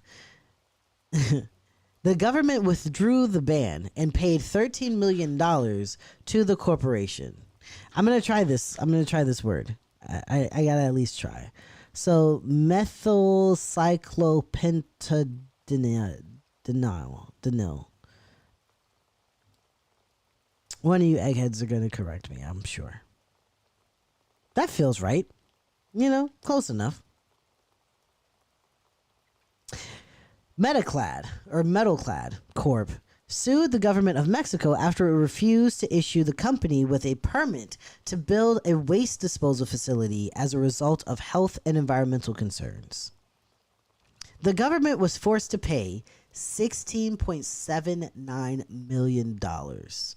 So in addition to these motherfuckers not paying fucking taxes, whenever we pass something that's going to help the people just a smidgen, they sue us and we have to pay them. Oh, God, fuck these motherfuckers. Vattenfall sued the German government for the introduction of legislation designed to protect rivers from the impact of the company's coal-fired power plants. The government was forced to water down the legislation. In one case, documented in the incredible book, The Water Defenders, campaigners battling to prevent gold mining in El Salvador defeated an international mining giant in an ISDS case. In other areas, similar operations had led to the introduction of toxic chemicals into local water supplies, leading to several health issues, from kidney failure to cancer to nervous system disorders. The campaign succeeded, and the government called a halt to gold mining in the country. But the mining company that stood to lose most of this decision, Pacific Rim, took the Salvadorian government to court in response. The book describes the terrifying and bloody ordeal that took place over the course of subsequent years as Pacific Rim, armies of corporate lawyers, and hired thugs sought to terrorize the water defenders into submission. In a rare victory, the campaigners won, in part due to their concerted campaign, but in part simply due to luck. The international court system has allowed democracies to become encased in a system of treaties and laws that severely limits the power of national governments to impose any legislation that will harm the interests of international capital. Neoliberals justified the construction of this system on the basis that it would protect quote-unquote free markets. But this apolitical language disguised what was in fact a deeply political project to maintain the dominance of the world's most powerful countries and the capitalists based in these countries over the vast majority of people on the planet. International law is, in the final instance, made by and for international capital. ISDS are just one part of a system of rules and norms developed at the international level to keep poor countries poor and rich countries rich. The so-called international rules-based system was designed to promote the power and wealth of rich countries at the expense of poor ones. And this system was constructed through the politics of the shock doctrine. In June 1981, the chairman of the U.S. Federal Reserve, Paul Volcker, hiked interest rates to an astonishing 20%. The Volcker shock, described by Leo Pantich and Sam Gittin as a, quote, founding moment in the history of neoliberalism, was initially not especially popular with anyone outside Wall Street. Unemployment shot up to 10.8% by 1982, and the ensuing recession harmed profits, as well as pushing up the deficit. But Volcker had a plan.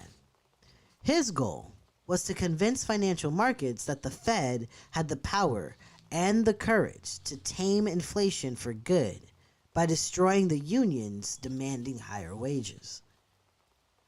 Volcker is remembered as a hero among neoliberals for bringing down inflation by engineering a recession that helped permanently to curb the power of the U.S. labor movement.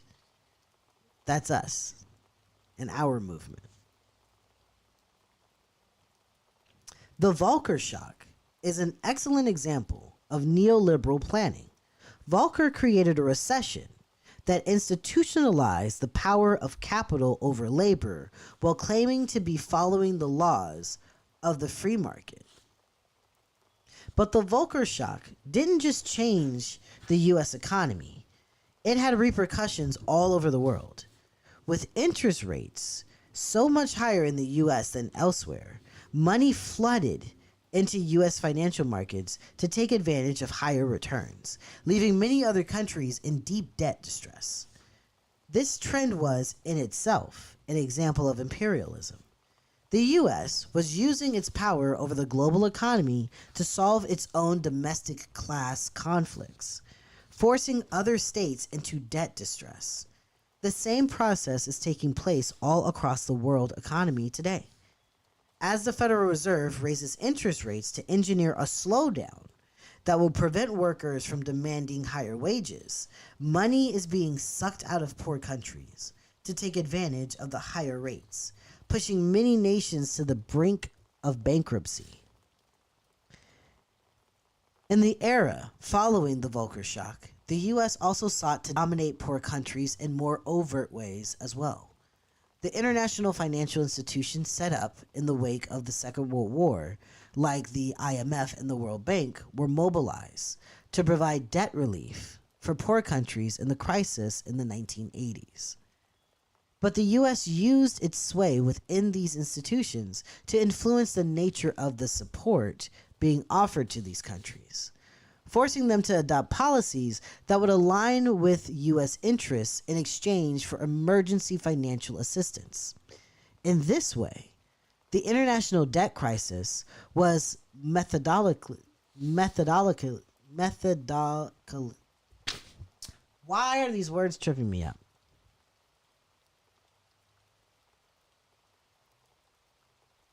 Methodically leverage to advance the Chicago school agenda. Yikes. The World Bank and the IMF, with U.S. support, offered loans to poor countries on the condition that these struggling states remove capital and exchange controls, privatize state-owned industries, and remove subsidies for necessities like fuel and food, among other things.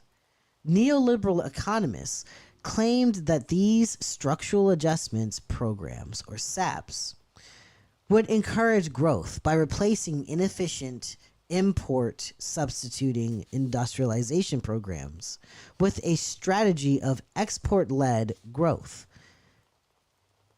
I want you to know that this is exactly what methodically, thank you, Jesus Christ, as I say that.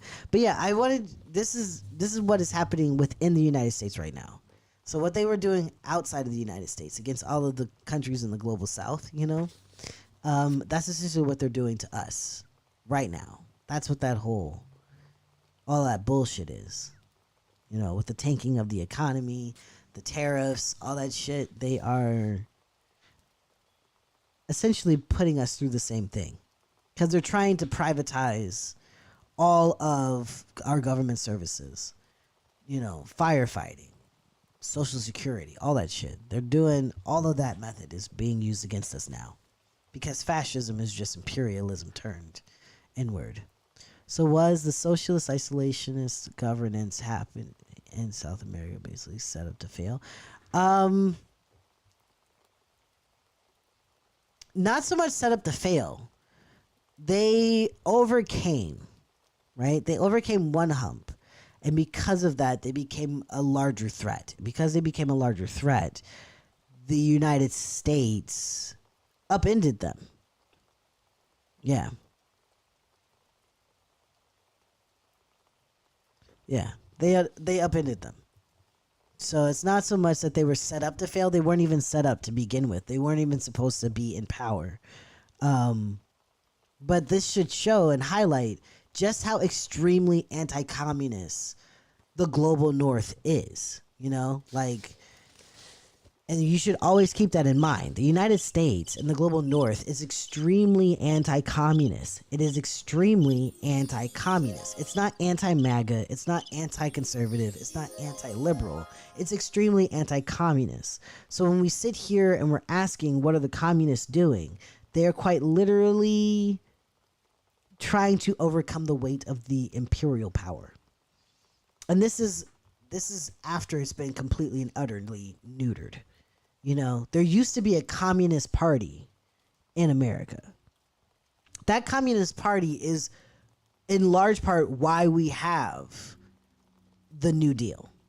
That didn't just come out of some Democrat liberal brain. That was fought. What little it did provide, even with the racism, that was fought hard by reformists, socialists, and communists that wanted to work within the government. And the thanks they got for being reformists is being ostracized, hunted down, disappeared, removed from power, and then all of their work being stolen from them, and having Democrats take the credit for this shit. Democrats take the credit for a New Deal that they disappeared people over. Okay?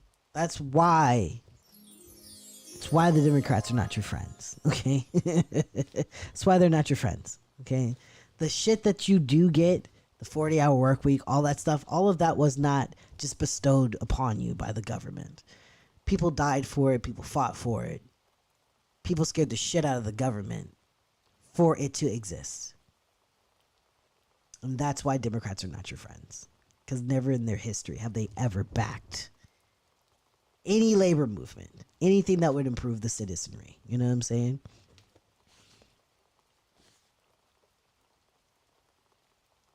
So yeah. Continuing on and off of my soapbox.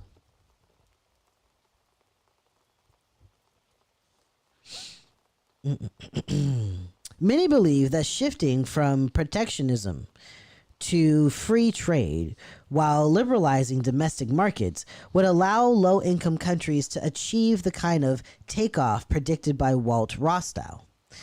But as dependency theorists like Prebish, I remember Prebish, would have predicted, these measures failed, deepening inequalities between rich and poor countries. Trade liberalization simply made it easier for predatory multinational corporations to enter the economies of the global south and displace domestic capitalists before reshoring profits to the global north. Meanwhile, domestic producers face large barriers to exporting their goods on a global market weighted toward core countries, in part due to the protectionism of the rich world. Financial liberalization gave rise to immense financial instability, and austerity increased poverty and inequality. The plans also made it easier for elites to siphon their cash out of their countries into tax havens, undermining democracy. The financialization of the world economy, quote, facilitated the outward flow of capital from developing countries. One IMF economist later admitted that, quote, everything we did from 1983 onward was based on our new sense of mission to have the South privatize or die. Toward this end, we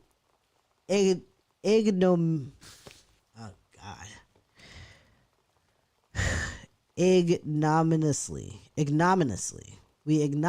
created economic bedlam in Latin America and Africa. Can somebody look up that word? What is that word? Let's look that up. Let's look up what ignominiously means.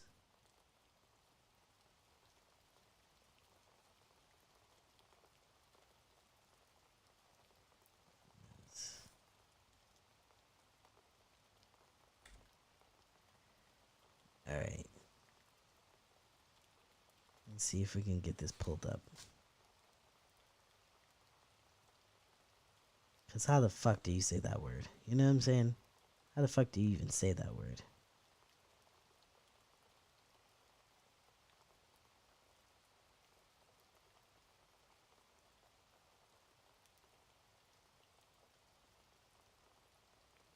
Let's see. Oh, you guys can't see that. Anyways, I guess not. Hold on. I'm going to read this definition because I don't know. Ignominiously. Is that how you say that? Let's see. Ignominiously. What does that mean? It means deserving or causing public disgrace or shame. God damn. Synonyms. Humiliating. That would have been a better word. Check my text. Let me see.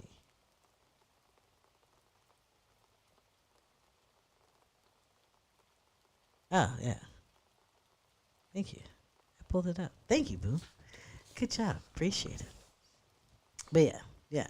I would prefer humiliating, undignified. That's another synonym for that. Embarrassing, mortifying, shameful, disgraceful, dishonorable. Oh man. Grandiloquent, this guy. Fuck me. So yeah, that word. They did a shameful economic bedlam in Latin America and Africa. All right. For most of the world's poorest countries or poorest states, the results were disastrous, especially in Kwame's home of sub-Saharan Africa. The poor world did not have the productive base to withstand the overwhelming power of foreign capital. Multinational corporations entered their countries, bought up national assets, and reshored profits back to the global north. By 2004, per capita GDP across sub-Saharan Africa was less than half of what it was in 1974. As a result, the size of these nations' debts only increased relative to their GDP. The programs also sharply increased inequality, as well as pushing millions of people further into poverty. I would say there is this amazing video on YouTube by economist or a political economist named Susan George talking about how the global south basically bankrolls the global north, right? And how like most of the money, like the global north in its entirety rests on the debts that the IMF and World Bank put the global south in. And they rest on the interest rates and the compounding interest rates coming from it. It's an amazing video. So if you guys have time for that, just YouTube Susan George Global South, Global North. You should see it. Here, let me see if I can. Well, you guys can't see it. Hold on. Let's fix this. Because I know there's a reason why that's happening.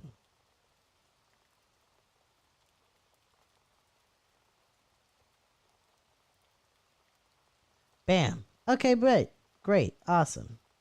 Oh, nope, wrong thing. Grab the wrong thing. Yeah, this other thing. That's what I need. I guess I could set this up. Bam. All right.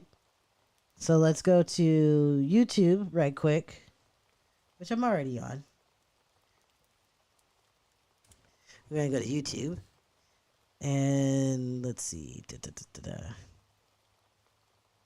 If you guys are on my YouTube channel watching this live, you can see me do the walkthrough. But I'm going to figure out who it is. I just know it's Susan George. And it's, let's see. Damn, my internet is slower than a bitch, yo.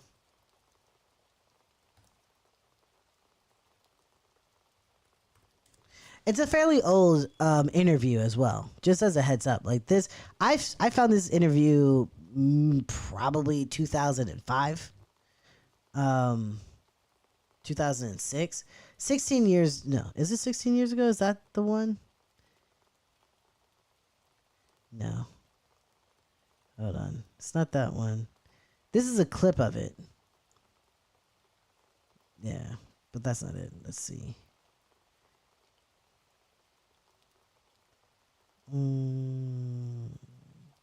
She talks about global debt a lot. A lot. Damn. My internet is slower than a motherfucker. Nope. That's the clip. That's not it. Oh, here it is. Okay, so the account that does it is the number 5IF, the number 3R. Yes. This is it's the title of the video is Susan George on Neoliberalism. And that entire interview has been an eye-opening interview for me. I picked this 14 years ago. How long is it? That's like what, 2006? No, 14.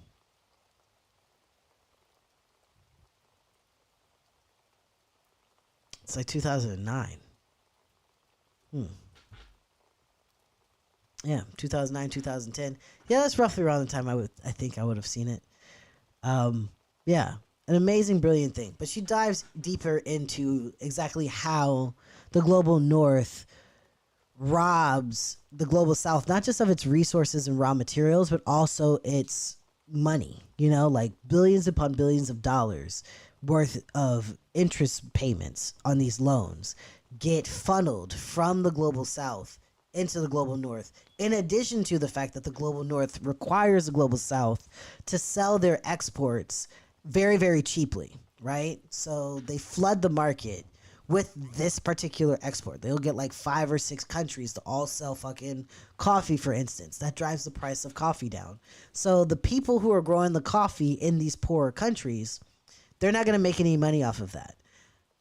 The companies like Starbucks that buy the coffee, they get to get it pennies on the fucking dollar and then sell it for exorbitant, you know, like 2,000% markups and shit. It's literal fucking insanity and robbery.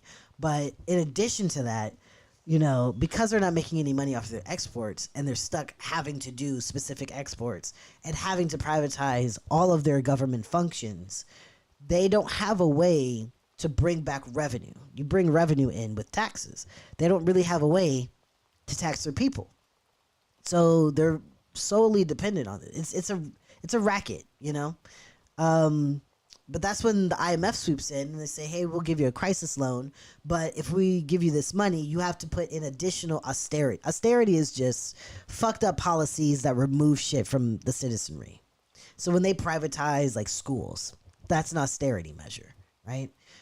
So, you know, the IMF will come in and say, hey, we'll bail you out with an additional like $45 billion loan, but you have to like vote a very specific way in the, you know, in the next UN meeting, or you have to put in these austerity measures against your people. Like that's what the global north does to kind of keep the global south in these loans. And just like any other fucking loan shark, they want you to stay in the loans. They don't want you to pay it off because they make their money off the fucking interest. And the global north has essentially been doing this ever since the imperial powers freed their colonial subjects. Like that, it was almost like a 1-for-1 shift. Like, we're no longer going to take care of you. We're no longer going to enslave you. You know, since you guys have a problem with that, you'd be revolting and shit. Since you all doing this anti-slavery thing over here, what we're going to do is we're going to give you all of this freedom, you know, and like let you control your own countries, but we're also going to put you in momentous amounts of debt that only we have the money to bail you out of. Debt that we've put you in. Because fuck you. It was a shift, right?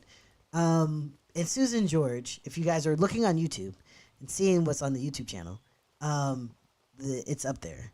Susan George on neoliberalism dives into exactly how that's happened in the 21st century. And I'm sure that the numbers have just ballooned since she's done that interview. Because, again, 14 years old. Pretty sure it's older than 14 years old. But I could be wrong. Yes, global sharecropping is a perfect way of putting that. But, yeah.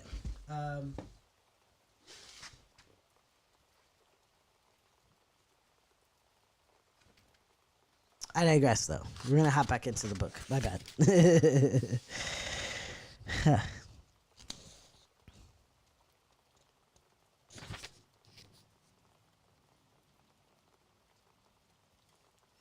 We're talking about Walker, SAPS.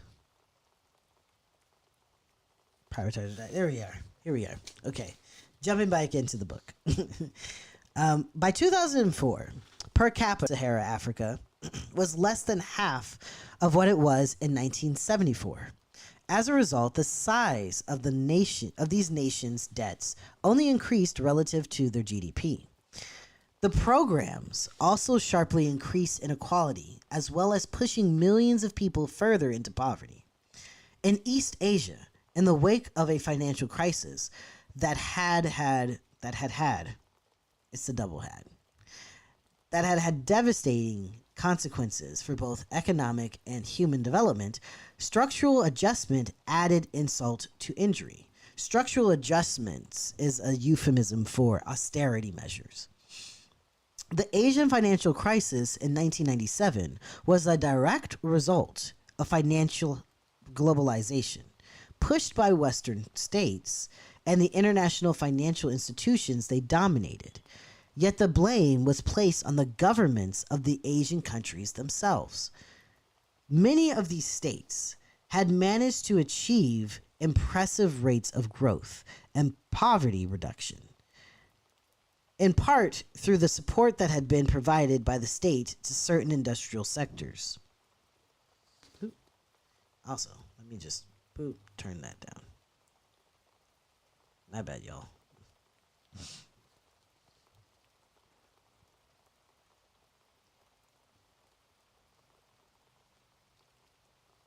As Joseph Stiglitz points out, these countries had succeeded precisely because they defied many Washington consensus policies pushed by the IMF.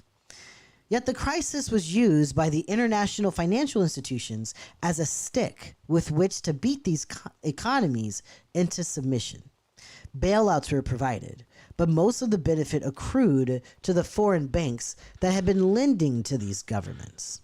Meanwhile, extremely harsh austerity programs were imposed and were associated with a dramatic increase in poverty and inequality. So if there's nothing else that you guys take from today, understand that austerity equals increase in inequality and poverty. Austerity equals poverty, inequality, hands down. Every time you hear that word, that just means you're going to be poorer and you're going to be a little less equal every single time. This is a recipe that we lost in the dilution of Occupy Wall Street and what we learned during Occupy Wall Street. So just understand, austerity means poverty for you. Not poverty for the richest people, poverty for you. Every time they fucking say that word austerity, think poverty. Oh shit, I'm gonna lose some money. Every single time. But I digress.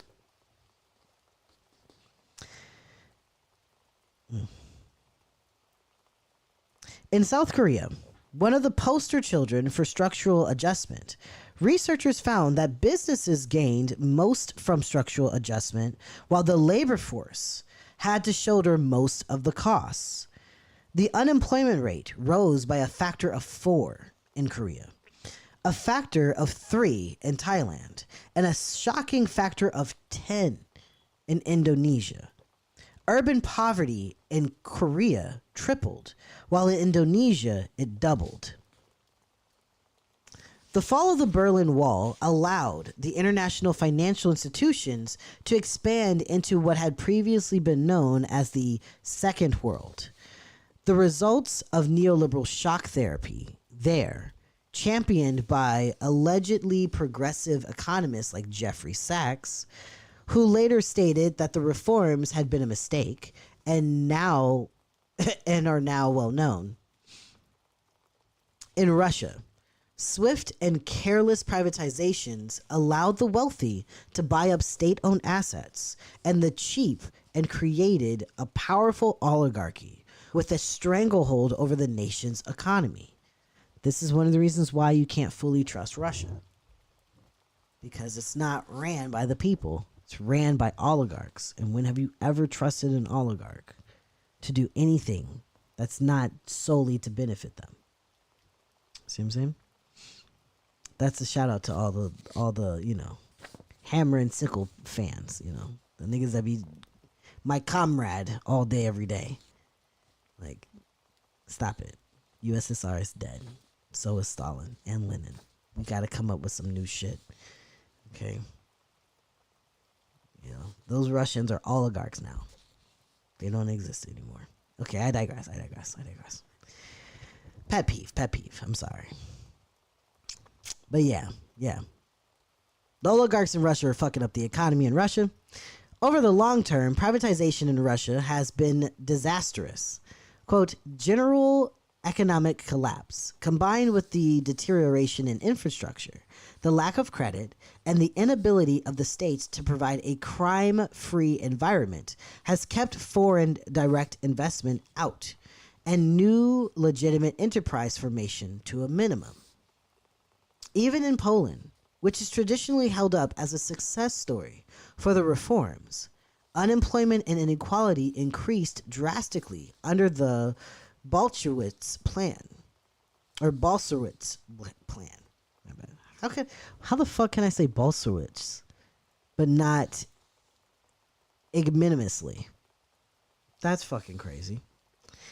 The government that had implemented the plan was pushed out of power not long after its introduction.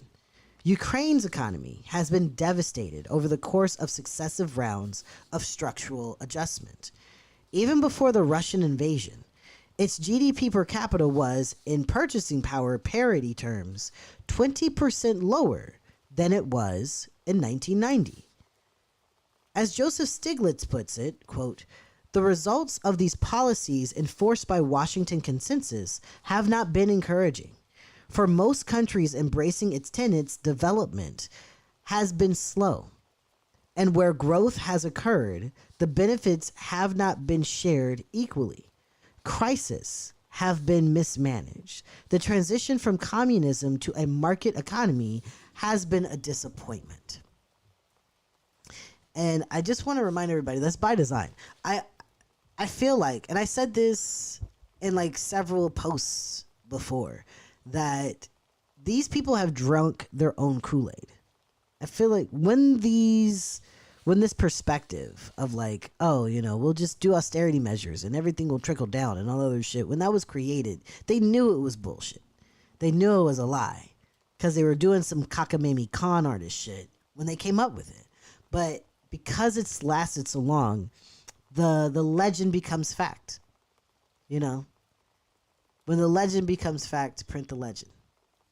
That's what that is. So that's how they're handling things now, is as if that shit is real, when continuously, over and over and over again, every time they fucking put this shit in. They did it in fucking Poland. They did it in Chile. They did it in Argentina. That's why they're fucking freaking out the fuck now. Every single time they do this shit. They did it in Chile. Every time they do it, crashes and burns. Every single the fuck time. Every single the fuck time. So at this point, it's like, you're doing this on purpose. You're doing it on purpose. Like, you had to like either put, they're doing the shit either to put the labor force in line. Every time the labor force feels a little froggy, they do some austerity shit. you know, or they put you through some austerity shit because our moneyed elite gambled a little bit too hard. And somebody has to foot the bill, and it will always be us. It'll never be them. They will never pay for the fucking bullshit that they put the economy through. Quite literally never. So that's telling. So, like, there's some key words that should be red flags for you these days. You know, structural adjustment, that should be a red flag.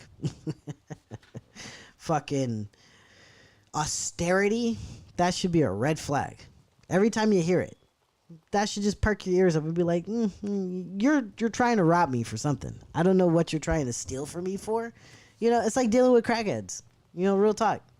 You know, crackhead will sweet talk you, all that other bullshit. Next thing you know, your fucking VCR is gone. For those of you who remember what VCRs are. Yeah. So austerity, what austerity essentially is, for those of you on YouTube who did not know, Dylan asks, what does austerity mean in practice? So it's not just higher taxes. Austerity means a cut to government government services or subsidies in some form or fashion, right? So when George W. Bush passed the first major cut for the very wealthy, right? It slashed his taxes. There had to be an austerity measure put in place to cover those costs, right? Because you're cutting out a major chunk of revenue that you use. Like, you're making this money and you decide that you don't want to make that money anymore. So you have to, like, balance that out. Either you find another place to make more money, or you stop purchasing something. That's essentially what austerity does. So every time they do a tax cut for the very, very wealthy, that money has to come from someplace else. Normally they do austerity measures like cutting down the budget for Medicaid or cutting down U.S. aid, whatever. Like, essentially that's what Donald Trump is doing. He's trying to, like, he put in major tax cuts at the beginning of his, you know, a couple months ago. That money has to come out of somewhere. This is why he's shutting down U.S. aid. It's why he's shutting down the EPA. He's selling the entire American government for parts because that's the only way they can really foot the bill to keep the government afloat, you know, and, like, to keep it a stack. Just so you guys are aware, the moneyed elite only need the government to be funded enough for them to run a military and to protect their business interests, especially amongst themselves. Like, when they have disputes amongst themselves, they need the state to be around to settle those disputes. That's all they need and want the government to do. They low-key don't even want them niggas to do that. You know what I'm saying? So they're very much fine with stripping the government down all the way to just a military and a light judicial board that can settle corporate disputes. And not, you know, like, between labor and shit. Slavery will be back by then. We won't have any rights. But that's all they want the government to be able to do. That bare minimum. So they can cut this shit by a lot. And they usually do. And I want you guys to understand that it's not just like Donald Trump doing the shit. Every president for like the last 50, 60 years has done this. Reagan started, like, Nixon, Reagan started doing it drastically, but all these niggas was doing this. All of them. So, this is a long time coming of bullshit. But yeah, austerity is a way for the government to either save money because they're giving away tax cuts or punish the labor force because we might be too big for our britches. You know, sometimes the economy is decent enough where people feel like they can quit their job and get another job. You know, and the government doesn't like that. They like you scared so that you can continue to be obedient and not, like, think about getting a union or some shit like that. So they will also pass austerity measures to tame and poo-poo the labor movement. That's another reason why we have the economy that we have, you know, and that was kicked off well before. If you guys remember, the Fed chair under Biden said that because unemployment was so low and we were having this rise of all these different, you know, like, union strikes and fights for unionizing, Starbucks or whatever the fuck. Because all of that was happening, the Fed chair decided to raise interest rates and explicitly said publicly that he was doing this so that unemployment rates can go up, meaning so that we can put more people out of a job to weaken the labor force. They're very explicit about this shit. So that's why I'm saying, like, austerity, structural adjustment, those phrases, when you hear them, should be red flags that the government is getting ready to fuck you over as a worker. They don't care how good you are, how conservative you are, how Christian you are. Because you are not a capitalist, you don't own capital, they are getting ready to fuck you over. And there's no bottom to it. There's absolutely no bottom to that shit. It's endless. Okay. I got a couple pages, man. We can finish this. I believe in this. We can finish this. I'm going to try to not do too many tangents. My bad. Okay, let's see. Yeah. So, as Joseph Stiglitz put it, the results of the policy enforced by Washington Consensus have not been encouraging. For most countries, embracing its tenets' development has been slow. And where growth has occurred, the benefits have not been shared equally. Crises have been mismanaged. The transition from communism to a market economy has been disappointing. But the negative economic impact of structural adjustment should not have come as a surprise. Rather than promoting growth or development, structural adjustment was designed to signal the predictability of poor nations' policies to investors and creditors. Much like the move to central bank independence, it was designed to insulate state policy from democratic accountability and ensure that economic populism did not undermine capital accumulation. In other words, the Western development agenda became a kind of anti-politics machine in which the whims of experts substituted for democratic deliberation.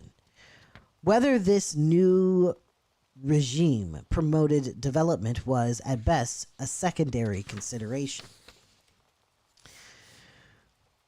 One thing that structural adjustment did not do was reduce the power of the state. The astonishing acceleration of globalization that took place over the course of the second half of the 20th century was not, as some have argued, based on the triumph of global markets over nation states. It rather represented the extension of an American imperialism in which the U.S. state acted as the major champion and protector of capitalist interests in the U.S. and around the world. The neoliberals have always portrayed their proposals as attempts to embed freedom in liberal democracy.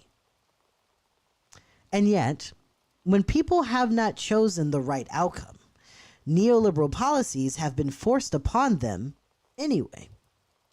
The divide between authoritarian statist societies and the democratic market ones, which was emphasized by thinkers like Hayek, turns out not to be much of a divide at all.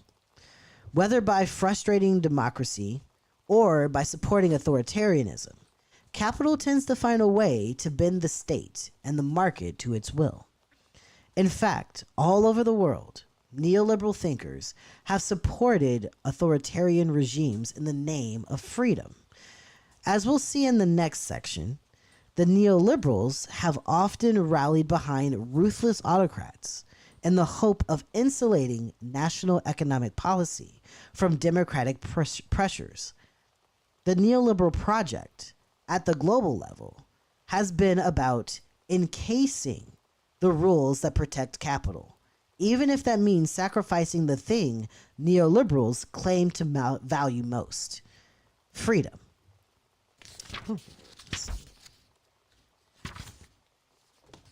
You know what? We're going to stop here because we got one last section, and that section being the human right to Capital Flight. Nice. Yes. Thank you guys so much for joining me on the book club. This chapter is definitely... I feel vindicated. Does that make sense? Like, you know, a lot of this covers stuff that I was peeping back in the day.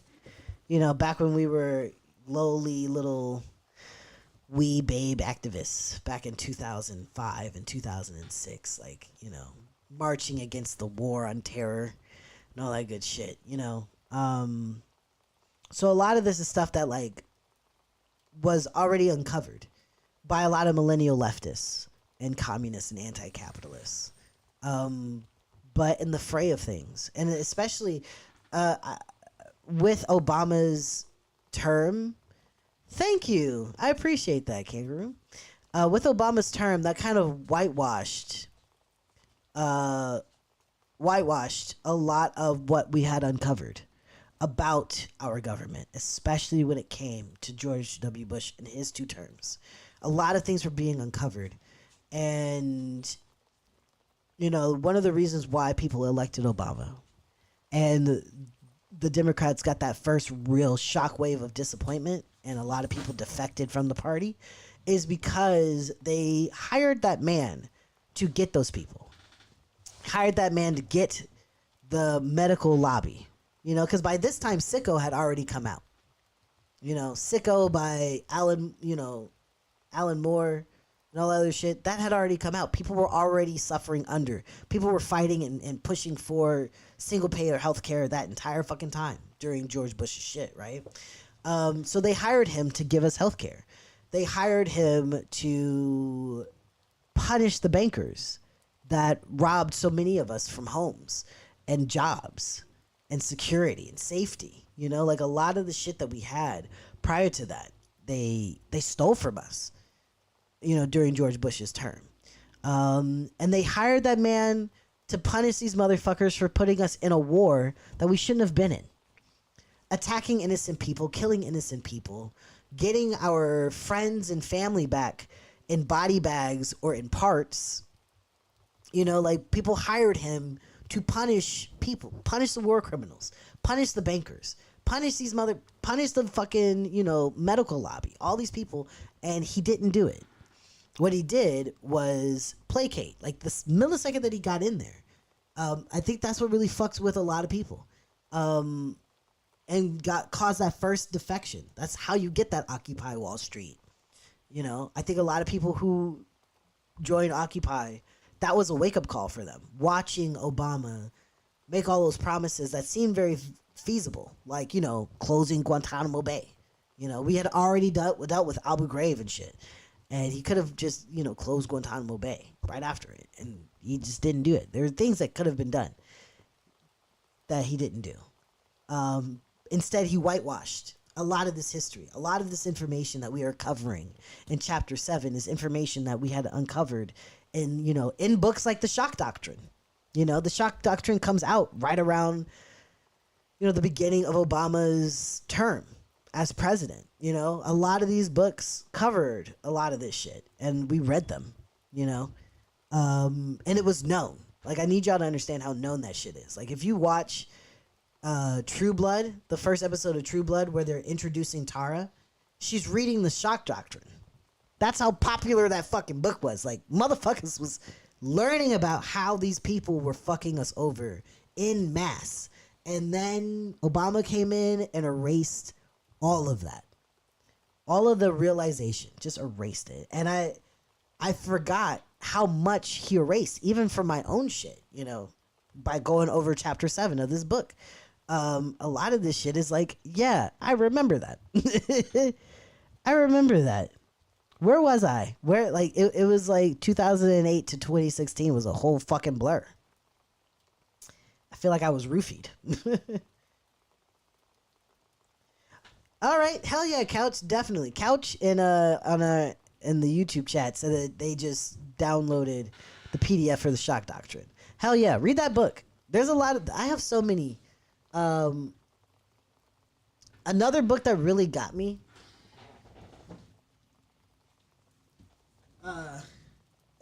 especially when I was getting into things, is this book by Eugene Jarecki, The American Way of War.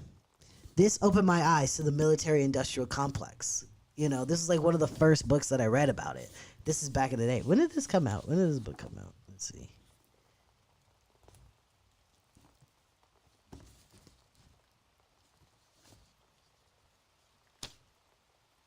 2008. Yeah. So this is, yeah. Right around this time, closer to the end of George Bush's term, the last couple of years, people were sick and tired of that motherfucker. People were sick and tired of him, and everybody wanted him out. He fucked up that badly. I think people forget how traumatic George Bush's 2 terms were. Very traumatic for a lot of people. Very scary for a lot of people. Some of them are the same people that things are scary and traumatic for right now. It sucks being a queer person right now, I'll tell you that much. But yeah, this was like one of those amazing books that opened my mind to a lot of shit. But yeah, I think that's one of the reasons why I have the book club, because like we forget things, and we don't have time to read. A lot of people don't have time to read. I know I don't, which is why I did the book club, because I wanted to read, but I was so addicted to TikTok and social media and shit that I just couldn't put my phone down long enough to pick up a book. So I was like, well, if I just put my phone up here and start reading, that'll do it. You know, I've read more because of it, you know, and especially thanks to my procrastination. Sometimes I don't want to jump back into this book, so I procrastinate and divert to another book. So like I'm reading like 3 books at a time now, so it helps. But yeah, yeah, we'll finish up chapter 7 next week. Yes, we will finish chapter 7 next week. It should be a great time, an interesting time. A lot of crazy things are happening. We'll probably start chapter 8 next week as well. Thank you guys so much for spending a bit of your afternoon on a Saturday with me. It's gloomy where I'm at, so it's nice and like soggy, but hopefully it's a beautiful day for you guys. I truly, truly appreciate you hanging out, both you guys, the audience out there on YouTube, as well as you guys on TikTok. Again, if you guys are ever interested to seeing the exclusive book club content, it's on my Patreon, which you can find in the bio. If you're interested in checking the live out so that you can hear like the background noise and all this other cool shit, go ahead and hit up the YouTube channel also in the bio and all that good shit. Thank you guys again. It's never a dull moment. I appreciate you guys hanging out and hanging in there with me and my procrastination and haphazardness and ill preparedness. Thank you guys so much for that. I really do appreciate this community. I hope you guys know. But yeah, without further ado, I'm gonna go fuck off. Okay. I want you guys to keep in mind that you need to be kind to yourselves, be kind to each other, and you know, if you can, do a good deed, do a good community deed. You know, if there's a homeless person out there, get them some toothpaste. You know, if there's a food pantry that needs some cans of food, which I promise you they do, go ahead and donate. You know, do something for your community. I guarantee you it's going to make you feel great, and you're probably going to want to do it again. So if you were looking for a sign, here it is. Anyways, have a great weekend, you guys. Be safe. I will see you next week and all that good shit. Let's stop YouTube first. Bye, guys. Te quiero mucho.